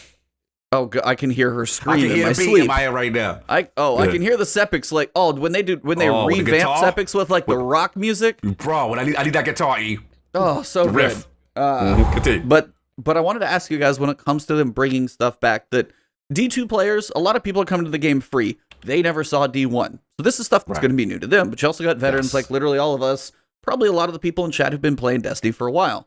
If you go back and you see Sepics, are like, first time, hey, it's kind of cool. But then it's just in that strike playlist and you're running it on the Nightfalls again. You're like, I've done this before. I wanted to just ask you guys thoughts on bringing back strikes. Now, obviously, we got to see new strikes in these fall expansions. Like, if they don't give us some, that'll be an issue. And they might dole these strikes out like one a season to give us, you know, a bit more content there. But I wanted to see just when it, like, even stuff like strikes and just using more old content. How do you think, if you're cool with it, do you see the community like going all up in arms, like, oh, you're just reusing old stuff again, as opposed to giving us new stuff? Just thoughts on the strikes, because that might be a little less like beloved than VOG. Yet again, some people aren't happy with it. I'll be honest with you. Some people wanted the rather old content be scrapped, bring in some new stuff. They feel like they feel like Bungie's running out of ideas. And I look at it like this, and I try to explain to a lot of people in chat that they're not running out of ideas. This is just what the community wants to see. They want all of this stuff back. This is what they want, because everybody wants to relive this, and they want to relive that. And the old content, to me, that's, to me right now, coming into D2, that is new, definitely new content, because it's coming onto a new engine, which is Destiny 2's engine, off that D1 engine. And it ain't gonna be the same experience as D1 doing this stuff in D2. So to me, that is new content. Vexmith class and Fatebringer coming into D2, that is new content. That gun is not gonna feel the same way it felt in D1. We just got confirmation of Weapons of VOG coming back. What? We just dropping new info. You dropping that exclusive? Like, come on now. I'm looking at it like these things that people wanted in raids, they're gonna get in this Vault of Glass. The things that they wanted, it's going to be in the Vault of Glass, and it might not even be they even told you it's not even going to be the same feel of that raid. You got Unstoppable Champions is going to be, imagine what they're going to add. Unstoppable Champions, you're going to have some issues. They're going to be the same as it was in D1. It might be much harder than what you thought before. And they might even add a normal and hard, like they did for the old raids. These things that give you the guns that you wanted, man, the adapt version of the Fatebringer. And these things just... There's so many things that people missed out on. When you see it in D2 and you wanted that Fatebringer to have that arc to it, when they put you in that exotic class and make you choose, Fatebringer's going to do some work. Vision of Confluence, Greatest Revenge. You got freaking, what else? The Praetorian Foil. There's so many weapons that y'all about to test. And then the Vex Mytha class. Lord Jesus, having that in D2. And y'all talking about... They're bringing old content from like, D1 back? Breaks a lot of stuff. Can we not have two fusion rifles that break the game? If those two fire at each other, and that's the best part. They learned their lesson from D1. So now when they put it in D2, I feel like it's going to be better managed, not being an overpowered weapon like it was in D1 when it was before. You know, they had to nerf that thing quick. Like, whoa, hold on now. They were destroying everything. But I'd say, look, it's still new content to me. It may be old. Amaze. Oh, yeah, he's stuck in time. He's in the time loop. I am right now. He's in the vault. I'm in the vault. But look, he's back. You're back. You escaped. Okay, the thing of the situation is, to me, is what I'm saying is that the content's not old. Yeah. It's old, but it's not old. I don't know how to explain it, but it's still different things, because you're gonna still enjoy it. It's still new content sitting there along with the old content that the people. So to you, it's old, but to new players who've never played, it's new. You know what I mean? We have more people coming into this platform each and every day since that announcement. So people asking, should they get it? Should they not get it? I tell them, yeah, you should get it. Get an experience and get a feel of the game now. And instead of waiting until September, get your power level up so you can be balanced with everybody else in Destiny. Versus you know what I mean? For us hardcore players, of course, all right, it's old. All right, we know about it. But for new, I want people This is what I want. I want yeah. people to experience. That's all I want. It's like your next generation of kids. They right, man. Like, okay, come on. I see the vision. You see the vision. Let's raise these Destiny Guardians, man. Let's make them feel. Let's make these people like the game. Because I'll be honest, no one wants to play. Back in our day, we did this. Exactly, we did this. So I can tell you the stories of how my goals arisen me from the Cosmodrome when I was nothing. You know what I mean? But it's the whole deal of it is, in the situation is like, just make people feel good about the game, because the game is never going to be fun for anybody, and that can be any game if you're playing by yourself. So no doubt. Get your friends, your family, man, and just have fun. I mean, I can't wait to explain this content to new people and tell them stories about what I've been through in Destiny and what we went through. Because I'm gonna tell you, I've been here, but I'm like, oh, this is new. I'm like, well, I've been here before. I was risen here, so yeah, I can't wait. Old Russia, I'm ready. Yeah, so we got a couple dates when they talk about stuff returning. So Year 4 starts September 22nd. Cosmodrome will be an explorable destination, but not yet a full Destiny 1 like copy. They're going to use it to kind of let the new Light players experience more of the initial story, and Cosmodrome's Will of Crota Strike will be added to the strikes for all players. During Season 13, picture that December timeframe, Cosmodrome will be fleshed out to roughly D1 parity. Devil's Lair and Fallen Saber come back. During Year 4, sometime over the course of the year, VoG returns. So there's a bit of spacing to those. Now, picture this year, Season of the Worthy, but the only other thing they add, VoG. So if they have that spring doldrums, but they can drop VoG in the middle of that, that season's going to be fine. Bro, that helps them tremendously, because that has been, let's be real, that's been the Achilles heel of the seasonal content model. You know, we have these very smaller content drops, some like Season of the Word, but that is terrible. But, you know, during now you can say, okay, let's pull something out the vault, narratively use it. You don't have to necessarily create a new asset, right, E? Like you can use something that you got, and then you can, if they tie it in narratively and cool, you can now beef up these smaller parts by going back and forth and out of your vault. So it does give them potential, you know what I'm saying? And I think it really does help them from an agility standpoint. This could be used, I like that, the thought process. I think this could really be used, because let's be real, we know Septembers are always lit. Yep. Always. Like the history of Destiny, you know September is coming, it's going to take your life over. That's what we do. But the season pass, it's been very hit or miss. Some seasons is okay, you know, some seasons like last. And then, you know, so we need to beef those up to keep that engagement going. So yeah, I'm excited for the potential of that. I think that could be cool. I do too, man. I think that's going to be an amazing experience. Yeah, man. Yeah. Last couple things for Year 4. So we know Deepstone Crypt is the raid, obviously, saying that one again. There will be new ways to earn exotics originally tied to destinations and activity content that have entered the vault. So as we pictured Thorn, they're going to, you know, Sleeper Catalyst, all that stuff. They're going to find new ways to do it, whether just world drops or whatever. Available strikes also go. So anything tied to that destination truly goes. Weapons, quests, strikes. So, I mean, we're losing 2 strikes on Mars, 2 strikes on Mercury. We're losing Titan. We lose 1 strike. And what's the other one? Io. We're losing Festering Core, and I feel like we just got it. Yeah, I feel like we just got it. Yeah. So that's a fair chunk of the strike playlist. Now I know they're kind of do the Nightfall, the Ordeal stuff, but that the standard strike playlist definitely going to shrink, because we're not getting that many strikes back in a September expansion. They'll kind of dabble a couple throughout, but we're definitely going to be losing some. They said the PvP map playlist will remain a curated best of Destiny 1 and 2 mixture. They're kind of, as they said, they're kind of bringing PvP maps in and out, so they cycle them through. Gambit and Gambit Prime, as they told us, merged into a single mode with their original armor visuals available to earn from the Drifters. So Gambit's being plugged into one, mostly kind of there. They told us. So yeah, I mean, the game is going to look different. If you've seen a picture of the director, Nessus Europa, Vanguard Gambit Crucible, Tower, EDZ, and even when we go in, Cosmodrome's really not going to be a big deal for much stuff, it sounds like in the beginning. So EDZ, Nessus, Europa, Moon, Dreaming City, and Tangled Shore, it's definitely going to shrink. So I will be curious how it feels. We're gonna be losing how many raids? We're losing Crown of Sorrow. We're losing the whole Leviathan. Who predicted this? Who told people the raids is going? I called it. Remember, everybody was like, I told you they were setting us up. I knew it was happening. I knew it. But look.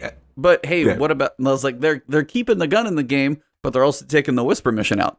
We talked about that too. Because the mission's gone. Yeah, the mission's gone. So I was like, that's certain gone. quests, like certain beloved things they're going. So it's like, it's sad to see Whisper go. It's sad to see some of these raids go. Well, the exotic's not going, but the quest is going. The raids, at some point, gone. the exotics are going to see a sunset. I'm telling you, it's going to happen.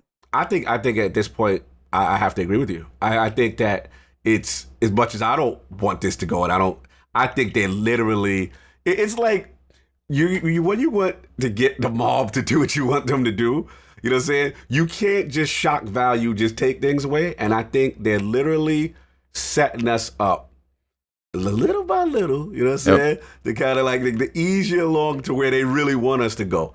And I see it. You know how strongly I feel about that. We're not going to get into that right now. But, at the end of the day, I kind of called it. I think this is their vision. I will say this. The only thing I will say is I understand the asset part, but it would have been kind of cool if they could find a way just for the Vanguard Strike playlist. Because now that those strikes are going out, it's on them to fill this back up with substantial content. And let's be real, like, unless it's tied to the planet from a technical standpoint and they just can't do it, I was hoping that strikes would just have this plethora of strikes, you know what I'm saying, to go in there and just, see different things. So I'm a little saddened by that. I got to see how that's handled. I'm not really thrilled that those strikes are going, because I was hoping that strikes would stay. And take the planet. I don't care about the planet. Nobody over there. But, I was hoping the strikes would stay. But we'll see, man. But I told y'all, man, they're going to be taking this stuff away, man. It's happening. Raid is happening. Bye-bye, Leviathan. It was a good run. I'm gonna miss you, man. I'm gonna miss standing on them plates, melting callus. I'm gonna miss it, man. What you feeling, man? You go? Are you getting withdrawals already, bro? Yeah, don't feel good now. Huh? I can't say anything. Y'all got me speechless like this. You got it. You got it. Yeah, it's not going. I knew it was happening. I knew they were setting us up. I was like, I'm not being fooled by the glitz and the glamour of everything else. But look, at the end of the day, they over here, not over here. Exactly. Yeah, it's one of them things. The shell misdirection, the magician's trick, misdirection. Yep, they really got me. I ain't gonna lie on this one. Because it's like, you're getting vault, but guess what? You're not getting no more. Hey, take the vault, but guess what's going on now? Exactly. Everything four things went in the trash over here. Exactly. Everything comes. Those things will be missed, man. But it's about that time. You know what I mean? They will be missed. It is interesting to think about, like. Callus is related to the Red War. The Red War has got like the original campaign going through Titan, going through IO. You do a little on Nessus, but you have basically all of year one. They're kind of self-contained stories. So then if new light players come in, the Stranger who was in D1, I swear they can almost tie him into D1. And then you go straight into Beyond Light with the Stranger story. And Eris and the Drifter might be like, where the hell did you guys come from? But it's kind of like, if you think about a lot of the D1 stories, you can almost like lift them out, and they don't, overall in the big arc, they don't have as much connection to some of the bigger Savathun, Oryx, Hive, Darkness, Pyramids. Right. They're kind of this like, they're separate. It's like, and it fits that it's actually almost like that stuff that's going, because then they almost kind of build them, they start connecting narratives that are almost not connected to those. Because even like Forsaken didn't really connect with the Red War. Like the Red Legion got popped back up in these seasons, and we're like, are we done with you guys yet? They're finally leaving. Yes, please. Yeah, exactly. No Please. No doubt. What else we got? So we got big trailer, DCV. We got 3 years of stuff. We got new raids. We got old raids. All that stuff's going on. And that was even before we're like, oh yeah, you're about to go play the new season in like 20 minutes. When this trailer was going on. And we got Season of Arrivals. Woo. And we got the trailer about that. We got the tease of the pyramid ship flying over. The tease of Europa's coming. You got the giant... These things are massive, by the way. These pyramid ships are huge. And I don't even know if these are the big ones. But they're like, hey, let me just take up half your skybox view of Jupiter. Yeah, they just in the skybox chilling. And while, like, hey, the pyramids are coming in. We got the new public event, which is pretty cool. The fact that they're like, hey, by the way, There's a new dungeon dropping in 7 hours. I about fell out of my chair. Fire. In fact, they were getting that dungeon. That blew me, man. I was hyped about that. I have to give the full story of the dungeon so we can talk about this properly. Thanks to Cosmo's tweet, and some people were asking due to triumphs tied to specifically the season, we're making some changes under the hood to how activities function when Season 12 launches, which we hope results in no noticeable changes to the activities themselves. Unfortunately, that change means our newest pinnacle activity, Prophecy, may have to take a season off before it returns, bringing it back as quickly as possible. So they have a dungeon, by the way, free to every single player. You could be free in playing a dungeon, which is never done before. But it is going away at the end of the season. So interesting. It's vaulted already? That's a fast FOMO for... I haven't finished the dungeon. I jumped in it a little bit, but I've only heard just absolutely amazing things about this place. For one, just thoughts on just the seasonal arrivals and the new dungeon and everything. Amazed. Just like when you got to the second half of this information and now we're in the midst of it, like, what are you feeling on the season so far? You're a few days in. You have been grinding like no life in this thing. I know you have. So how's the season treating you so far? Look, I'm on vacation. This is the only vacation I get during this compounded season. So yeah, I definitely no-lifed it. It's amazing. I actually enjoyed. I tell everybody I enjoy the season. Whatever we got coming, I enjoy it. I like IO. I like the story. I like the going through there and experiencing. Cause I don't know if anybody else felt this. I was trying to get my chat to remind me where it came from. But when we go into that story and that pyramid takes us into that area, it reminds me of an old story mission in D1. I just can't think of it, where you had to jump across the platforms to activate the doors. You know what I'm talking about? We played it in D1. You jump across to kill the witch like normally, and I was like, man, this thing is deja vu. This feels like a story mission in D1, and it is. I just can't figure out what it is, but it definitely takes me back to D1. We definitely visited something from D1 in this story mission. I guess going into, the IO's contact is what they call it, public event. Putting Gambit on IO. Gambit. Gambit IO, that's it. I enjoyed it, and I didn't know you could make it Roigman until like a day or two later. But the dark engrams, I like it. I like the fact that there's prime and there's dark, and you decide through which weapons you want to get and armor you want to focus. Yeah, I love that. I love that feel about it every bit. The dungeon, I ain't gonna spoil it for no one, but it's a fun thing. I've already beaten it. It was amazing. Wow. Yeah. It's a ride. You're gonna have fun. I've heard literally a ride for at one point. I know that part. Literally, I'm just gonna say a ride. It's good word choice. It was a good dungeon. I expect more. I expect more dungeons. Bungie just showed talent right there with that dungeon. Showing what they can do. That dungeon did some amazing things for a lot of people. You've heard good feedback from everybody who's experienced it, and me myself. I experienced it. I love it, man. But the other things that they got coming, I enjoyed it so far, man. The power level, the power grind. A lot of people are still grinding out there. Trials comes in, and then lockout. You know what I mean? Trials comes in, the lighthouse. You know what I mean? So the child shut down. I go into the lighthouse, and it hits me with a honeydew about 10 times. So I'm over here like, yep. Then I go look, where did trials go? It's gone, ladies and gentlemen. No more trials. Grand opening, grand closing. And that just shows you another thing that Bungie can do. They can take a game out as quick as they add it. They can take it away. They can take it right on out, just like that. When they found out that the lighthouse wasn't working, it disappeared. So that tells you Bungie has major control over a lot of things that they can do. Just like that. If a game mode is really, really bad, then they're gonna handle it. But if it's not really, really bad as you think, and it's like that, Bungie they know how to turn stuff off.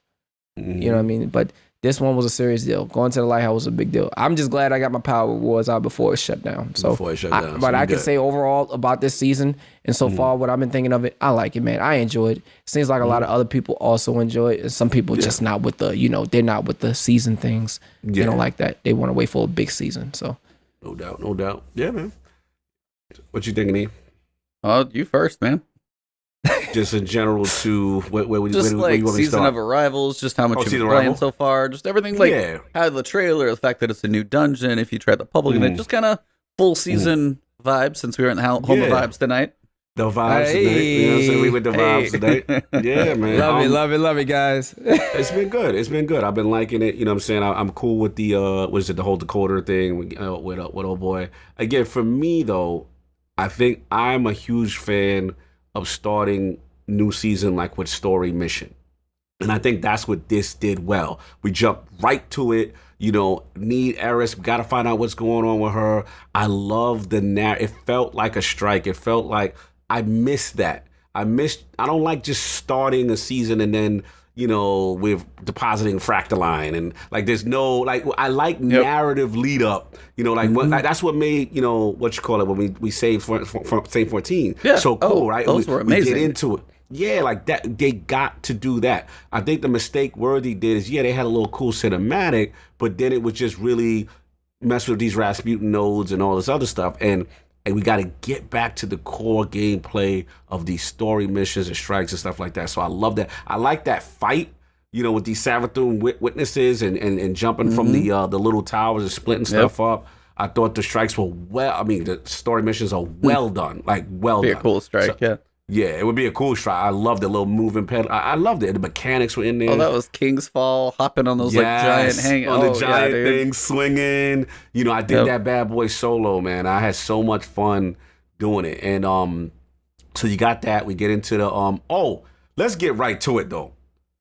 Witherhoard is out here, boy. Oh God. If you ain't running Witherhoard, you ain't doing it right.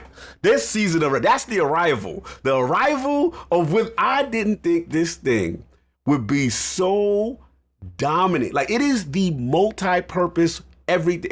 It's the new Mighty Multitude. It's literally should change its name. This thing drops that taken pool on the ground, killing up enemies. Yo, you don't even want to use this in Control. In Control, it is so disgusting. You could literally put a bunch of them joints around the control it is point. like map control and PvP. It is solid. PvP, it's talking about beast. The puddle gun, huh? The puddle gun, and you could, if you're up close and you aim down sight, you could one hit. If you're close enough, you could. This gun if you hit them directly, if you hit them directly, they'll die from it. Yeah, because it'll siphon their light out. This gun is so out of control, but I love it. It's I can't get it out of my lineup. But the only thing is that I got to get this exotic thing going. So I've been working for that. I guess it's the catalyst for it. Where you got to do the Guardian kills. I got to do it. But actually, I'm not that intimidated because of how many multi kills I get with this thing. So I run that, and I run my interference and the other giant mod. Where the hordes out here, y'all? What's the exotic perk for it? What I don't know. I want to know what the perk does when you unlock it. What can make that gun better? That's what I want to know. The gun's already good. What is this adding to it? I always want to know. Did you guys hear about the pulse? The pulse. You know. Pulse? The Retrix Claymore, the Retrix, and how that guy got 75 kills with it in Control. Yeah, I saw. Oh no, I didn't know about this. Put me on. Yikes! Retrix is out here. It's out here. Oh, word! I've been in my high impact bag. pulses got a boost. So people are talking about I can dust my Retrix off. I'm lit. That thing is it's a dangerous weapon. It needed that. Salute the Redrix. Redrix needed this, man. We don't went through a lot for that Redrix, man. I like what I'm in. Tell me more. I don't know if I want to touch it. That's how I like Catalyst, by the way, I looked real quick. All right, increases Witherhoard's handling and gives it auto-loading holster. What? Oh yeah, man. That's gonna be so good. Auto-loading a holster alone. And yeah, that's what I'm thinking of, the auto-loading holster. That's all I'm seeing. Speaking of grenade launchers, by the way, they brought back Truth Teller, the breach load as well. And somebody got, they were telling me they got Feeding Frenzy on breach load. Put those two together. Fire, get a kill. Fire even faster, get a kill. Reload even faster, get a kill. God. Like, and it's just this perpetual cycle with a grenade launcher. If you're killing energy ads, mountaintop. Yeah, They say that's absolutely energy going mountaintop, crazy right now. With especially like with ads, just melting stuff. So it's interesting. And then I got a bow with a couple of the new perks, both actually at the same time. We got Unrelenting and then Killing Wind. I got both on the same bow. Yeah, nice. So Killing Wind, final blows grant increased mobility, weapon range, and handling for a short time. And rapidly defeating targets triggers health regeneration. Guardians and powerful combatants count as more. So if you get a kill in PvP, quicker handling, weapon, like range, like all that at the same time, somebody who's good with bows is probably going to be scary with that thing, I'm sure. So the combination of some of these perks they're fun. Now, I don't know if you guys peeked. Do you guys want to know what the Iron Banner perks are? I do. I don't know if Amaze do. Don't tell me. Amaze don't. All right, so Amaze don't. We won't spoil. Okay, we won't do it. No. If you want to, if you want to know, go ahead. I do. I don't play too much Iron Banner, so and like get me in. Tell me what it is. What are the perks? Because I don't play Iron Banner. Is it worth me playing Iron Banner? Because I can't play Iron Banner, man. Let me look. Hold on. I gotta find the guns. While you're finding that, yo, Gashti. So you said be careful with Retrix. Someone on another stream said that they did not get Redrix from 1,000 tokens after having to. Yeah, I will say this: I haven't gotten that extra Redrix since this new season because I want like it's specific because the world loot pool, like normally at Shacks, if you unlocked it, you would keep getting rolls. Getting it, I'm not getting it no more, right? I haven't tried, but I haven't seen one pop up this season. I haven't seen one pop up yet, so that is interesting. But because there is one I think I want that gives a perk with the stability buff as opposed to the default one that they give you. Yeah. But I'm about to dust off Regix when I'm done with my Wither Horde. You know what I'm saying? But what you seeing with this? Okay. So we got Iron Grip and Iron Gaze. So they mentioned they were coming. Thanks to Light.gg. If you don't want to know, sorry, spoilers. I'll wave my hands when we're done. If you want to skip ahead, try and give it just a couple minutes. So you've got two options. Iron Grip massively improves weapon stability, plus 20 at the cost of reload speed, minus 40. Oh, wow, that's a huge disparity. Okay. Yeah, plus 20 you really stability. Don't want that stability. You really want that. Yeah, your reload speed's going to be like, hold on, let me check the serial number and load the bullets individually. Yeah. So that'll be slow. That one's not so bad. This one, I'm not sure about. Iron Gaze. Now, this comes on an auto rifle, by the way. Both of these do, and I think there's one other. Massively improves weapon target acquisition. Aim assist plus 20. Wow. What? And it takes it from 71, it would take it up to 91. You could throw target acquisition probably be 100. But it is at the cost of weapon range and it is minus 40. That's a lot of range for that. And it's only got 50 on this auto rifle. There's I think another weapon that might have it, but plus 20 aim assist, minus 40 range. It's a 600 RPM auto. That's kind of crazy. And the curated roll is 600. That's not bad. That's not bad. It comes with the curated is dynamic sway and iron gaze. So you got the minus 40 range, 20 aim assist. You got to be close, but apparently you won't miss if you're close. You'll melt up. Yeah. So sort of like a submachine gun up close. Yeah, in a way. You know what I'm saying? Yeah. Interesting. A lot of disparities. Very interesting. They seem to want to, like, if they're going to make you a little more powerful, they seem to also want to make you think about how powerful you are, what's the give and take. So I came across those wanted so we'll see when Iron Banner happens. Who knows when that will come. What else we got? Of course it's coming. And then for the season, just the general rundown, we've got the calendar. Right. And honestly, it's pretty front loaded. So we've got June 9th, obviously what happened already. Contact arrives on IO. PvE activity, doing our public event thing. June 9th, 6 hours later, or 7, dungeon happens. That's here all season. Sadly, it's leaving at the end of the season, so get your butt in there and level up. Yeah, I gotta get in there, yeah. June 9th, we got the mission Interference and the weekly quest that we'll do, kind of dealing with whatever's happening there. You can actually get Pinnacle from that, which is cool. The only other two things besides the and more is July 7th, so a month later through September 22nd. Basically, what is that? Like almost 3 months? July, August, and September? Almost the entire time until we get Beyond Light, Moments of Triumphs is going on. So that's going to be new triumphs, new seals. Of course, you can get your new shirt, which you and I wear half of these podcasts. Yes. And then August 11th through September 8th, about 4 weeks, you have Solstice Heroes again. So the free event for all players, new glowing legendary armor. Hopefully they don't screw us out of the armor 2.0 stuff again. That was fun. And that's it. That's literally the only thing. They got new PvE activity, new dungeon, weapons, ranks, and all the basic bullet points on the top. And we got our Umbral Engrams, which is kind of its own thing that's not listed here because you got the specialization focus. But there's not a lot here to know. Now, we know there are multiple planets potentially these things are going to show up on, and they have that little trailer, but as we don't have a whole lot to go off on, what do you guys, do you guys think it will be a front-loaded season? Do you guys think they will, are they going to do like a 2-week spacing, and like 8 weeks later, we're going to finally be going to see a pyramid ship on like Mars or something like that? Kind of wanted to see your guys' thoughts of how the season might go. What you thinking, Mace? I'm thinking, with a big DLC that this is coming, it's definitely gonna be fully loaded with some stuff. Like this thing requires a lot of memory. So I think everything's gonna be. I think that Bungie's gonna do something right this time on this one by letting everybody experience and give them a lot, because we have been getting these little teas for seasons and stuff like that. I think they're gonna get this is obviously you paying $70 for something like this, so definitely just expect a lot out of this game. That's how I look at it. You pay the money, the price, you're expecting a lot of it. So I see a lot coming on the forefront of this new season that they're dropping. It's coming in. So I feel good. I'm ready for it. I don't think it's gonna be. I hope they don't like gate it. Like don't gate it. Don't gate it from time things. Just let that one happen. You know what I mean? Okay. That's how I'm feeling. Go. Yeah, this is interesting. I mean, I know obviously with the big one. At the end, what we're gonna get, but this season is looking at that roadmap.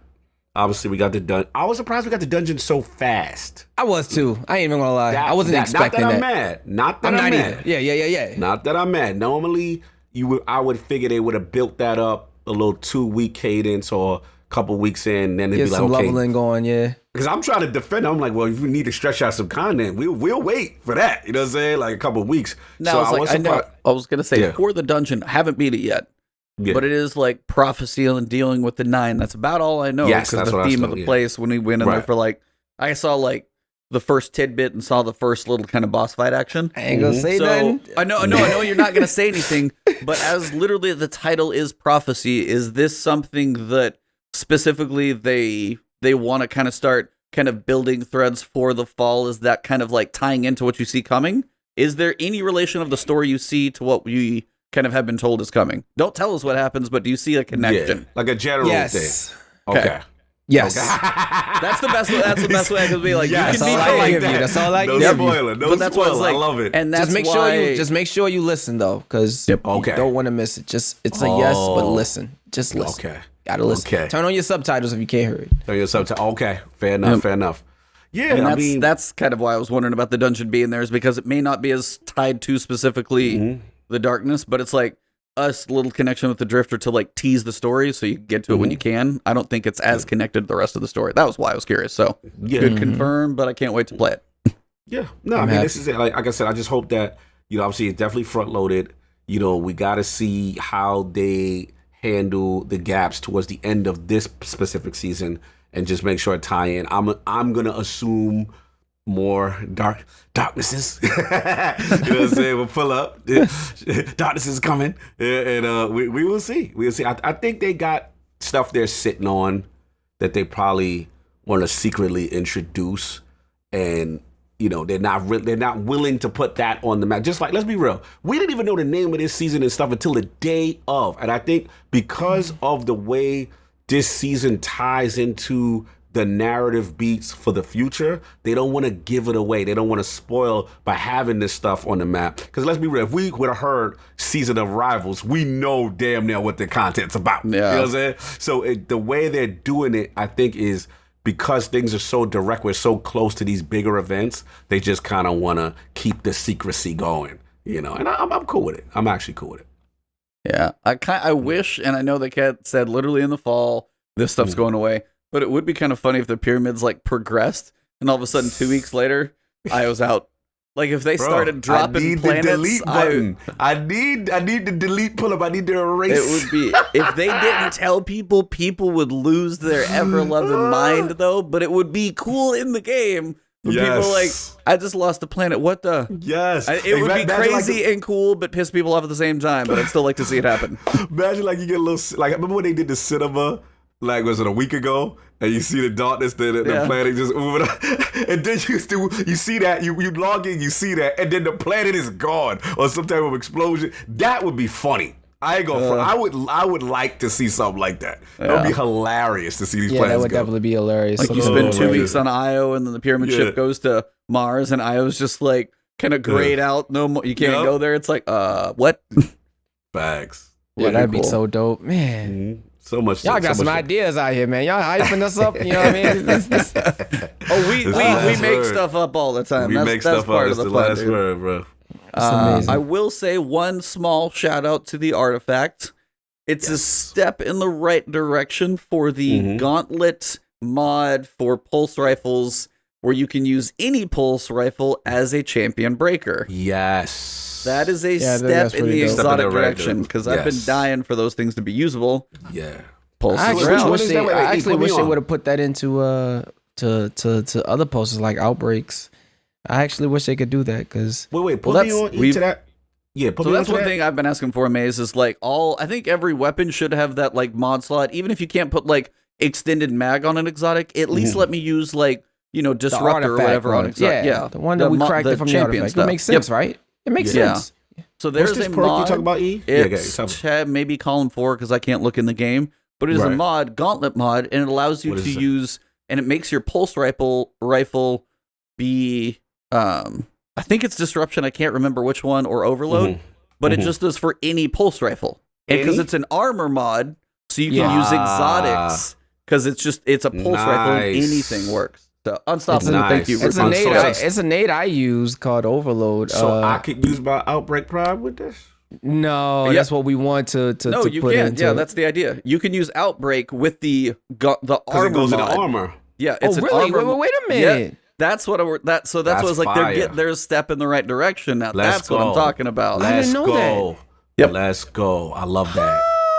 That's fire. You done gave me ideas. I got ideas now. Yeah, I got ideas. Oh my lord, I totally slept on that. Montes, you're on something, man. I know I can go over and talk to you all about all these things. I didn't worry about this. You hooking us up out here. Chat, you hear this? Yeah, I didn't know that. All right. Apparently, Ruku said they already told you. They called you out, man. Called you, man. Yeah. They know what. Riku didn't tell me. I'm upset. You know what I mean? He the one that gives me all the information. Yeah, Ruku's like, I told you. Yeah, that's my mod. That's my family. He don't tell me nothing. Golly, I'm up here. I'm in the bag, Riku. Come on. That's what's up. That's dope. I can't wait to unlock that. I am definitely unlocking that. That's what's up. Oh man. What else? I can see that on Outbreak. I love that. That's why I see some people on the contact using Outbreak, and I'm looking at them like, you're not doing nothing. But man, was I lying? He was doing everything. Okay. It's on. It's on now. Man, I'm upset.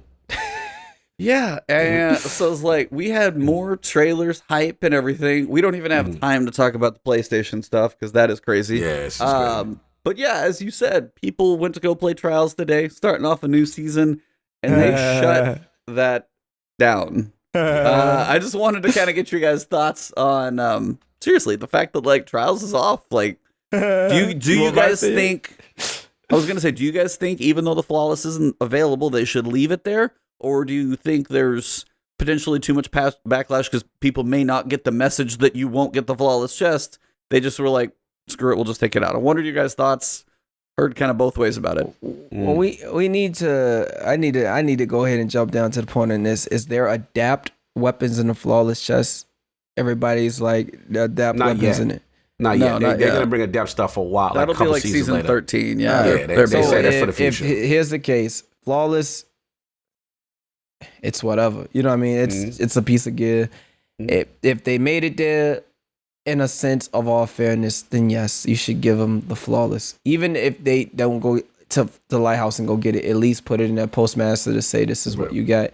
Because it does show in the stats on the ELO that you went flawless. I have it in mine that says I went flawless today. So just look at the people who've gotten the flawless and just give them the pinnacle and put it in a postmaster or something like that. Make it fair for them. So yes, I agree with that. I mean, a lot of people wasn't expecting a shutdown. Matter of fact, a lot of people were waiting for trials to get here. Some people don't really care about their power level. Some people think of it as a skill versus leveling. You know what I mean? So yeah.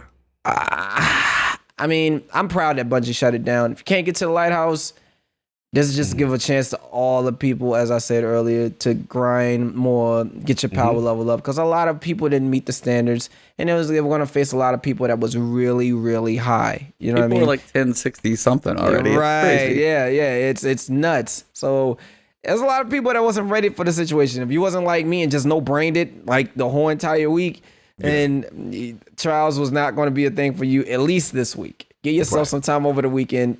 I'm proud of this. This just gives a lot of people time over the weekend to get the grind going. Keep on getting the grind on and try to get their power level up because they're going to need it. The people trying to play it today at 10-16 and just getting smacked. I'm body shotting people with the revoker, killing them in one shot. It's embarrassing. You're out there. That's enough to make somebody shot. Did you go see the video? I literally ignoring hungered all three people and they all left. They quit right after that.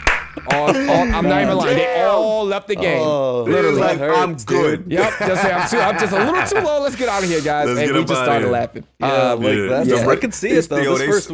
This first week is heavy grinders. Otherwise, you may as well stay clear. Shout out to Forseti. He said Maze in there. It was in trials like a raid boss. It was a truth. I wasn't there. I just felt like godly. I couldn't be shut down. So I don't know, man. I went in there and easily smacked through. So. No, I was surprised. I mean, obviously, E, you the one that broke the news to me, so I didn't know what was going on. So you got the vampire hours over here, so I know you wake up getting ready for the podcast. I'm like, you probably missed this tweet, so I drop it in our pre-stream Discord, and he's like, "Wait, what?" Like, yikes! What happened? You know what I'm saying? Yeah, it's kind of unprecedented, but I think the biggest thing is, as I was saying, some people are like, "Hey, why not let us go for the 3? It would be nice." Not everyone follows Bungie on Twitter. They can't potentially get the message in there. And if somebody who doesn't follow Twitter, but it's like, hey, I got my 3 people, let's play, and they don't check, they get flawless and they're pissed, there's going to be more of that pushback that would go poorly, I think. And so it's Bungie's safer way just to say, take it out, we will fix it. It's a smarter move, I don't know man. what happened. What happened? All right, so what the commotion went on for one. I was already preparing for trials early this morning, so I was actually set to go. Yeah, I was actually set and ready to rock and roll. I had the people, went up in there, and people coming in my chat said the lighthouse bugged. At first, I didn't believe it. You know, I thought it was a joke or whatever. Oh, the lighthouse is bugged. Right, yeah. When I made it to the lighthouse and we clicked it, it would literally just say honeydew every time. Literally, you can click it as many times as you want. You're just gonna get honeydew. Honeydew. You can switch characters, come back, click it again. It didn't even do the animation for the ship to go to Mercury. It would just literally black out and say honeydew. No, so the troll at Flawless? The beaver ain't even the beaver. It's the honeydew. The honeydew's at the lighthouse. There's beavers and honeydew. All I was thinking was, I was like, oh man, I guess I'm gonna have to brute force through here. Like I try to brute force through the door for the Bellwinters because I'm getting in there. But now it's like, wow. Damn. The situation. But you could still, I wasn't upset. You could still get your drops 3, 5, and 7. You still got the Summon of the Rocket and the Astral Horizon. It's giving weapons this week, so this was definitely helping the weapon side of your power leveling.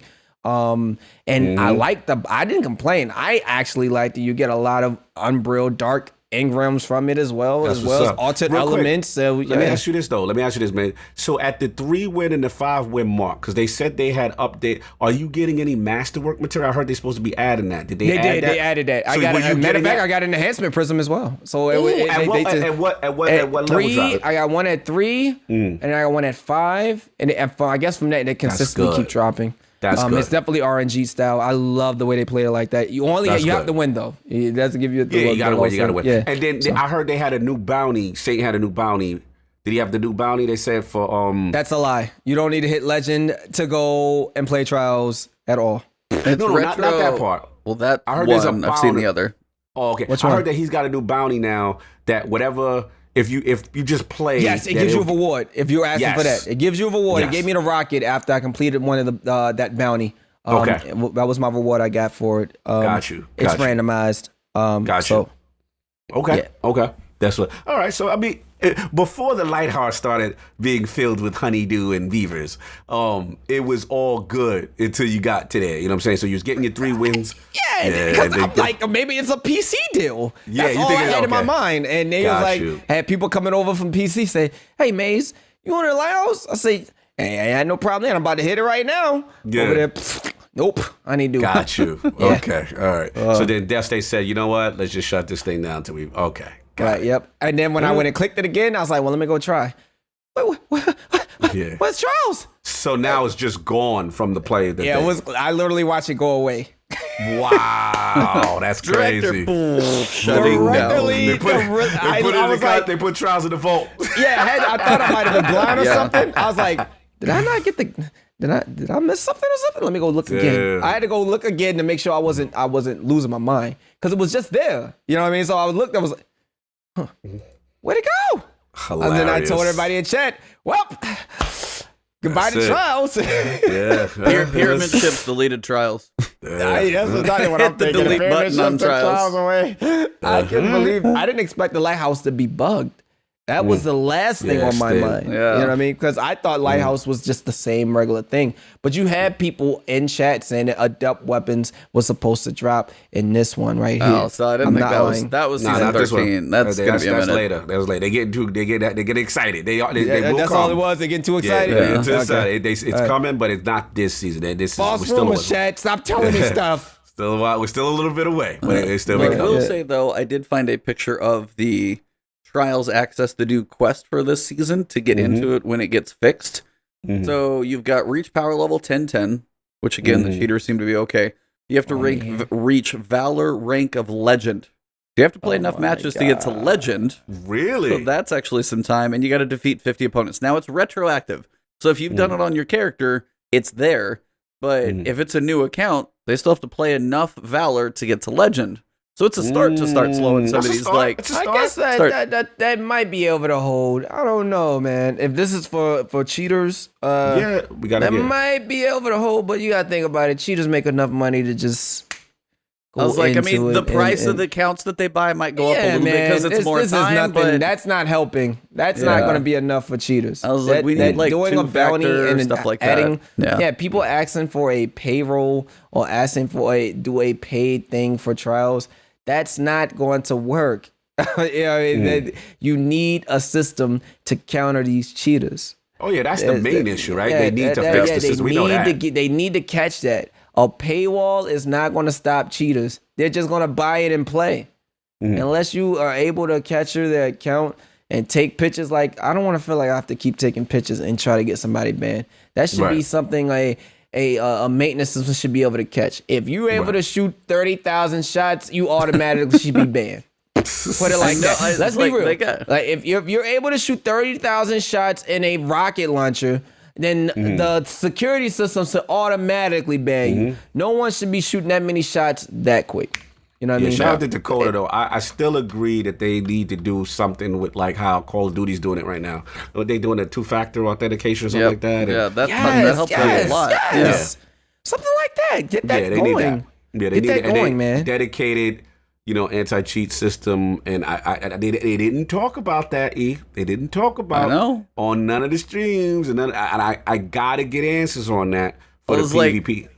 Big, reveals. That's a different time. That's a different article. But it's like, they're aware, but they're not going to be like, hey, everybody's really excited. By the way, we know cheating's happened. Yeah, let's have this crappy discussion. Different tones in different discussions. I got to keep those. Don't forget my tone, though. Don't forget my tone. My tone need work. Need to get in there and fix this thing, man. But overall, they had to shut this thing down. Obviously, based on what you guys are telling me, now it makes sense.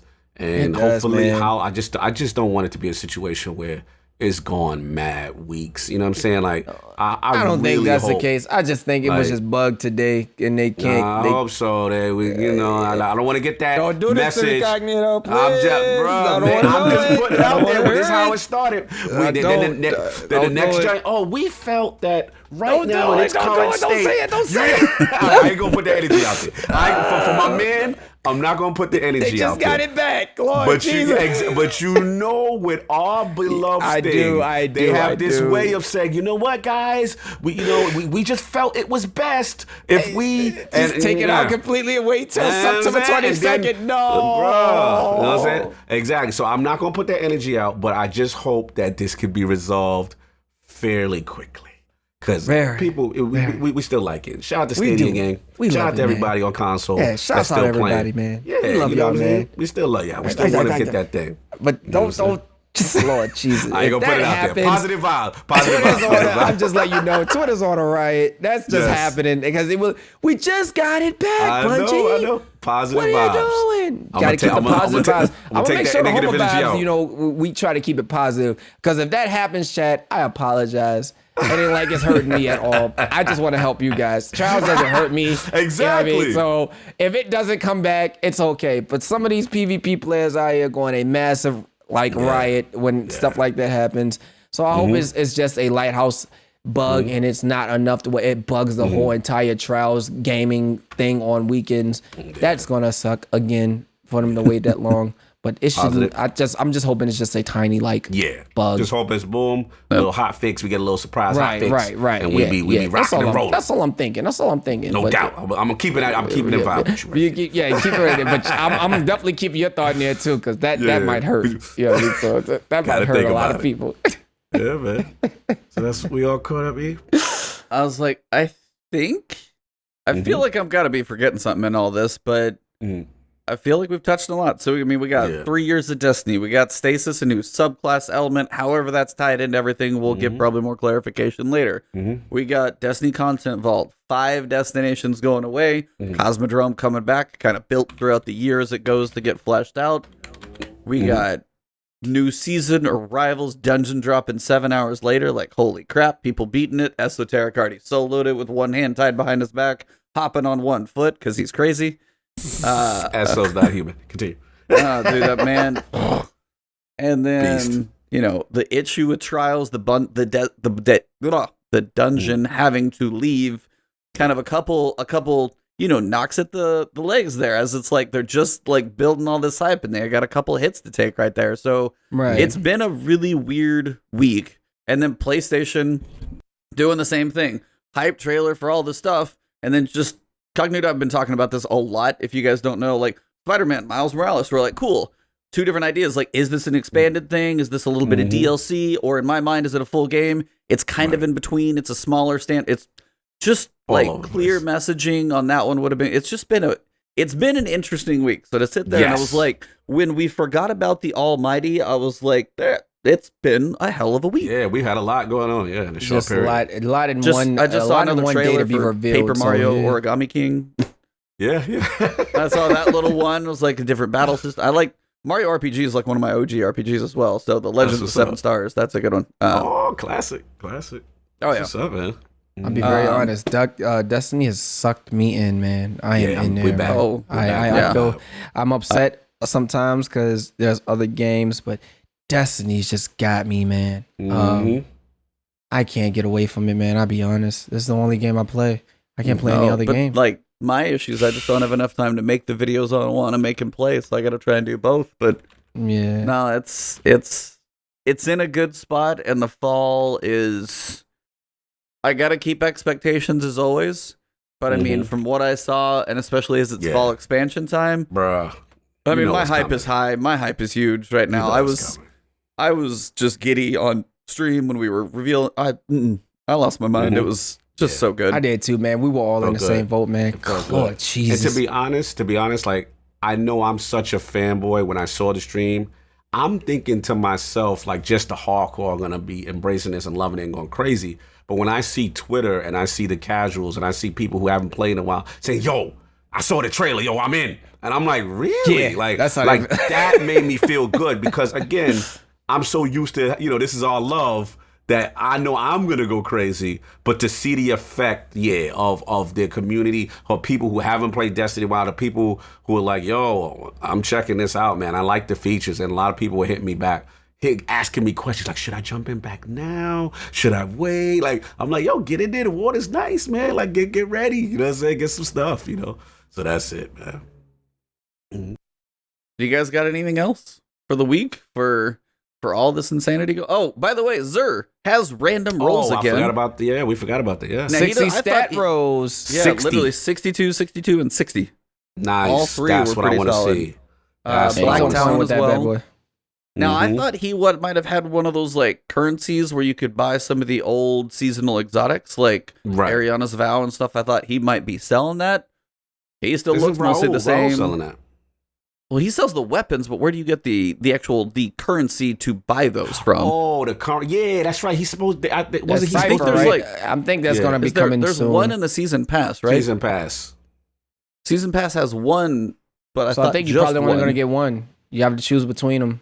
Do you pick that bonus each season, basically? Yeah, each season I feel like you just have to pick between 80 exotic, because in the end of the day, exotics are not a given.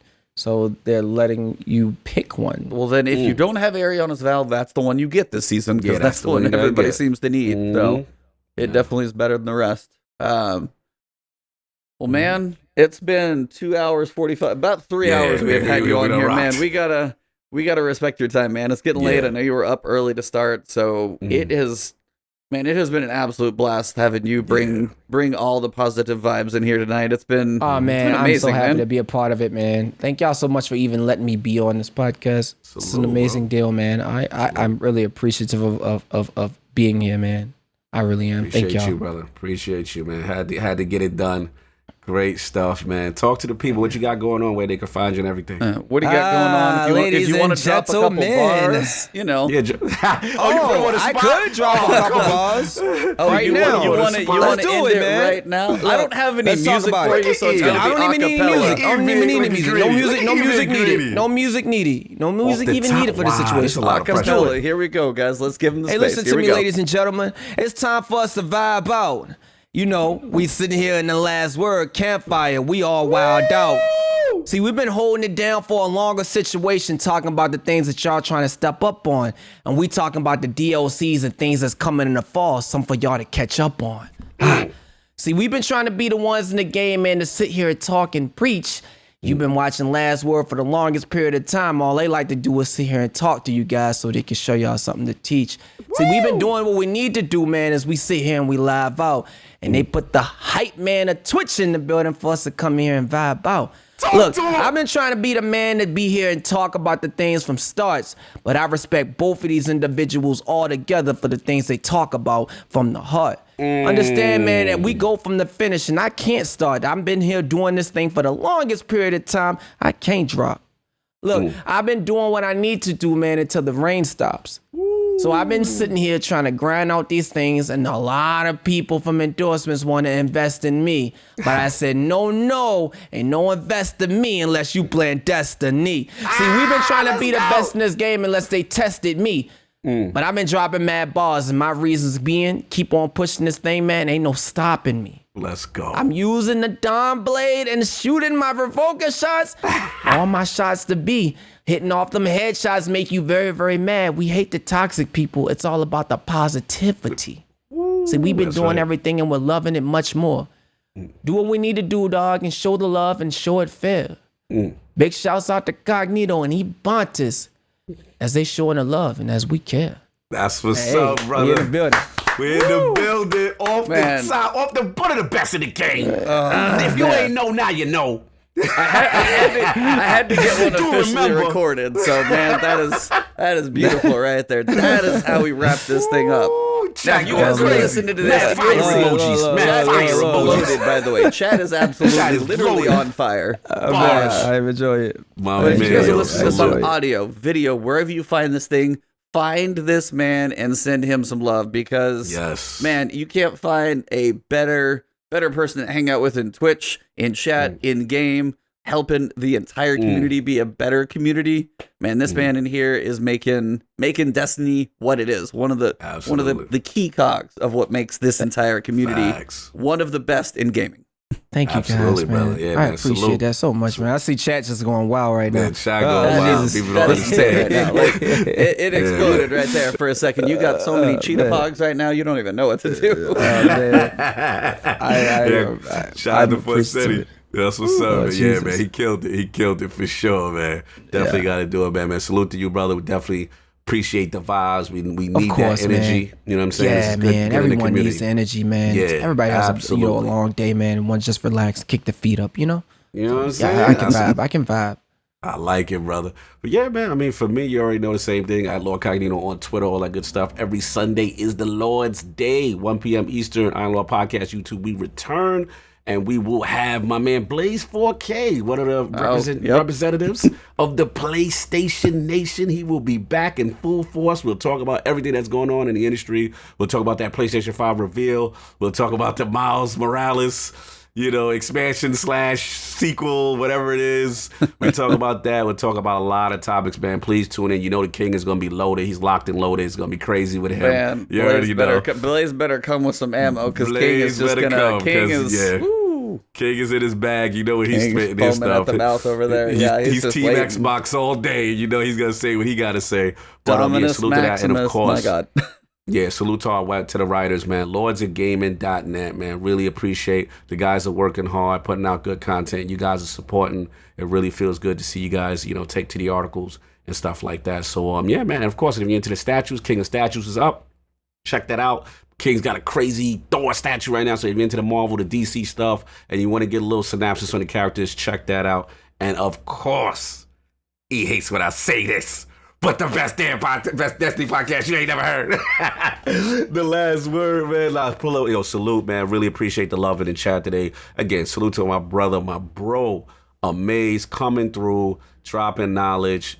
Super fun. I'm very glad he put me onto your content. And you have a fan in me, brother. So keep doing what you're doing. Thank you. Yeah. Well, Uhmaayyze, let them know where they can find you real quick, and then we'll wrap this thing up. Just in Ladies and gentlemen, the hype man of Twitch in the building, and you guys can find me right here in the home of vibes, twitch.tv/Uhmaayyze. That's UHM, 2 A's, 2 Y's. ZE. Don't let it run past you, ladies and gentlemen. Come vibe out with us over here in Home of Vibes. Positive vibes each and every day. I'm ready to eat content for each and every person. Tell your family, kids, and everybody come by and have a good time. No doubt. It's like you've done that before. Oh man, it's just everybody thinks I should be on a radio show or something. Bro, you're literally born for that, man. You're born for that, bro. Like you are literally it's like I said, it's the vibe I get when I'm in the car and I'm zoning, and I'll turn to one of my favorite, whether it be a Sirius XM radio station, that it's like your channel. This is the Uhmaayyze Sirius XM experience. Right. I'm trying to get you that deal. That's me. You know what I'm saying? I'm trying to get you that. Sirius XM, if you're listening, you know what I'm saying? Like, you could use this energy right now. This is the vibe right now. It is, man. It's an amazing vibe, man. It is for gamers all around the world, man. I'm happy to be doing this for them. So salute, brother. Keep doing what you're doing. Keep doing what you're doing. Absolutely.